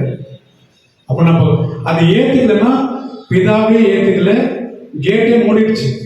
அந்த பரலோக ராஜ்யத்துல நுழைவாயிலே நம்ம இயேசு கிறிஸ்து. அவர் சொன்னாரு, என்ன நிமித்தம் இல்லாமல் நீ யாரும் அங்க பிரவேசிக்க முடியாது. நானே வழியும் ஜீவனும் சத்தியமா இருக்கிறேன். இந்த எந்த தீர்க்கதரிசியும் சொல்லல. இதுதான் நம்ம இயேசு கிறிஸ்துக்கும் தீர்க்கதரிசிக்கும் இல்ல வித்தியாசம். யாரு வேணாலும் உங்க லைஃப்ல வந்து இது பண்ணிட்டேன், அதிசயம் பண்ணிட்டேன், அங்க பண்ணிட்டேன், இங்க பண்ண சொல்லும். ஆனா மெய்யாக தேவன் ஒரே ஒரு மந்திரம். இன்னொரு விஷயம், நிறைய பேரு பழைய ஏற்பாடுல இயேசு கிறிஸ்து இல்ல, புதிய ஏற்பாடுல இயேசு கிறிஸ்து இருக்கிறாரு, அது வரைக்கும் அவங்க எங்க இருந்தாரு, இதுக்கப்புறம் அவங்க இங்க வந்தாரு, நிறைய கொஸ்டின் இதுதான் இருக்கிறது. அதற்கும் இயேசு பதில் வச்சிருக்கிறார். ஏன் தெரியுமா? நீங்க யோவான் எக்ஸ்பிரஷன் படிக்கலாம், 8:58 படிங்க. அதற்கு இயேசு 8:58, யோவான் 8:58. அதற்கு இயேசு ஆபிரகாம் உண்டாகிறதற்கு முன்னமே நான் இருக்கிறேன் என்று மெய்யாகவே உங்களுக்கு சொல்கிறேன் என்றார். ஆமென். ஆபிரகாம் உண்டாகிறதுக்கு முன்பே நான் இந்த உலகத்துல இருக்கிறேன் என்று சொல்கிறார். அப்போ அவர் எப்பதான் இருந்தாரு, அப்போ இல்லை, இப்போ பிறந்தாரு, இப்போ மறைச்சாரு, எதுவுமே அவருக்கு சமயமே கிடையாது. இந்த சமயத்துல தான் இருந்தாரு, இந்த சமயத்துல இல்லைன்னு அந்த சமயமே கிடையாது. இந்த சிருஷ்டி உருவாகிறதுக்கு முன்னே அவர் இருந்தாரு, சிருஷ்டி அழிந்து போறதுக்கு அப்புறமா அவர் இருப்பார். ஆமென். அவர் எல்லாவற்றிலும் உண்டான தேவன். இந்த பிதா, குமாரன், பரிசுத்த ஆவி மூணு. இன்னொரு விஷயம் நான் சொல்றேன், இயேசு கிறிஸ்து போட்டது பிதா உடைய கட்டளையின்படி. அவர் நடத்துந்து ஆவியானவர். இந்த ஆவியானவர் இயேசு கிறிஸ்து கிட்ட வந்தது ஒரு பைபிள்ல ஒரு இடத்துல குறிப்பிட்டப்பட்ட இருக்குது. எந்த இடம் சொல்லி பார்க்கலாம். இந்த பரிசுத்த ஆவியும் இயேசுவும் இணைஞ்சாங்க பார்த்தீங்களா, அது ஒரு இடத்துல குறிப்பிட்டு சொல்லியிருக்காங்க. ஏங்கன்னா அவரு ஞானஸ்தானம் பெறும்போது ஒரு புறாவை போல பரிசுத்த ஆவி அவர் மேல இறங்குச்சு. அந்த பரிசுத்த ஆவி அவர் மேல இறங்கி அவரை வழி நடத்துறதுக்கு அவருக்கு பலனும் கிருபையும் ஞானத்தை தருது. ஏன்னா அவர் வந்த நோக்கம், அந்த பிதாவின் நோக்கத்தை அவர் நிறைவேற்றத்துக்கு அவருக்கு ஒரு ஞானத்தை கொடுக்குது. இந்த 3 விஷயமும் ஒன்னே ஒன்று. கடைசியாக ஒரு எக்ஸாம்பிள் சொல்லி நான் முடிச்சிடுறேன். இந்த 3 ஏன் ஒன்றுன்னு சொல்றேன்னா, ஒரு ஸ்டோரி மூலியமா சொல்றேன், ஈஸியா நம்ம யோசிச்சு வச்சுங்க. ஒரு அப்பா, ஒரு 2 பசங்க, அண்ணன் தம்பி என்ன பண்ணிட்டான், வீட்டில் திருட்டான் காசு திருடினதுக்கு அப்புறம் வெளியே போயிட்டான். வீட்டில் அப்பா தெரிஞ்சு பையன் காசுக்கு தான் திருட்டு ஓட்டான். இந்த விஷயம் அண்ணன் என்ன பண்ணா, தம்பிக்கு சொன்னான், தம்பி நீ வீட்டுக்கு வந்துடாத, அப்பா அடிச்சே கொண்டுருவாரு, நீ காசு எடுத்த விஷயம் தெரிஞ்சிச்சு. அப்போ அந்த தம்பி என்ன சொல்றான், அண்ணா நீ எப்படியாவது என்னை காப்பாத்திடு, நீ அண்ணன், நீ அப்பா மாதிரி எப்படியாவது அப்பா கிட்ட என்னை காப்பாத்து, ஏன்னா நீ தானே அண்ணன், நீ தான் என்னை காப்பாத்துன அப்படின்னு சொல்லிட்டு அவன் வீட்டுக்குள்ள நுழையிறான். வீட்டுக்குள்ள நுழையும் போது அப்பா என்ன பண்றாரு, தம்பியை திட்டத்துக்கு வராரு, அடிக்கிறதுக்கு வராரு. அப்போ நடுவில் யார் நிற்கிறான் தெரியுமா, இந்த அண்ணன் நிற்கிறான். அண்ணன் என்ன பண்றான், அப்பா தம்பிக்காக நான் கேட்கிறேன், அப்பா நீங்க மன்னிச்சுங்க. தம்பிகிட்ட சொல்றான், தம்பி இனிமேல் இப்படி பண்ணக்கூடாது. அங்க என்ன சொல்றான், இங்க பிள்ளையா பேசுறான், இங்க அண்ணனா பேசுறான். இதை பேச வைக்கிறது யாரு, அவனோட ஞானம், அத பரிசுத்த ஆவி. இந்த பக்கம் பிள்ளையா இருக்கிறான், இந்த பக்கம் அண்ணனா இருக்கிறான், நடுவில் அவன் ஞானத்தினால பேசுறான். ஒரே ஒரு அண்ணன், அவன் தான் அங்கேயும் பேசுறான், அவன் தான் இங்கேயும் பேசுறான். பேசுறதுக்கு அவனோட உறவுகள் வேற வேற ஆகுது, தவிர அவன் பேசுறவன் ஒரே ஒரு.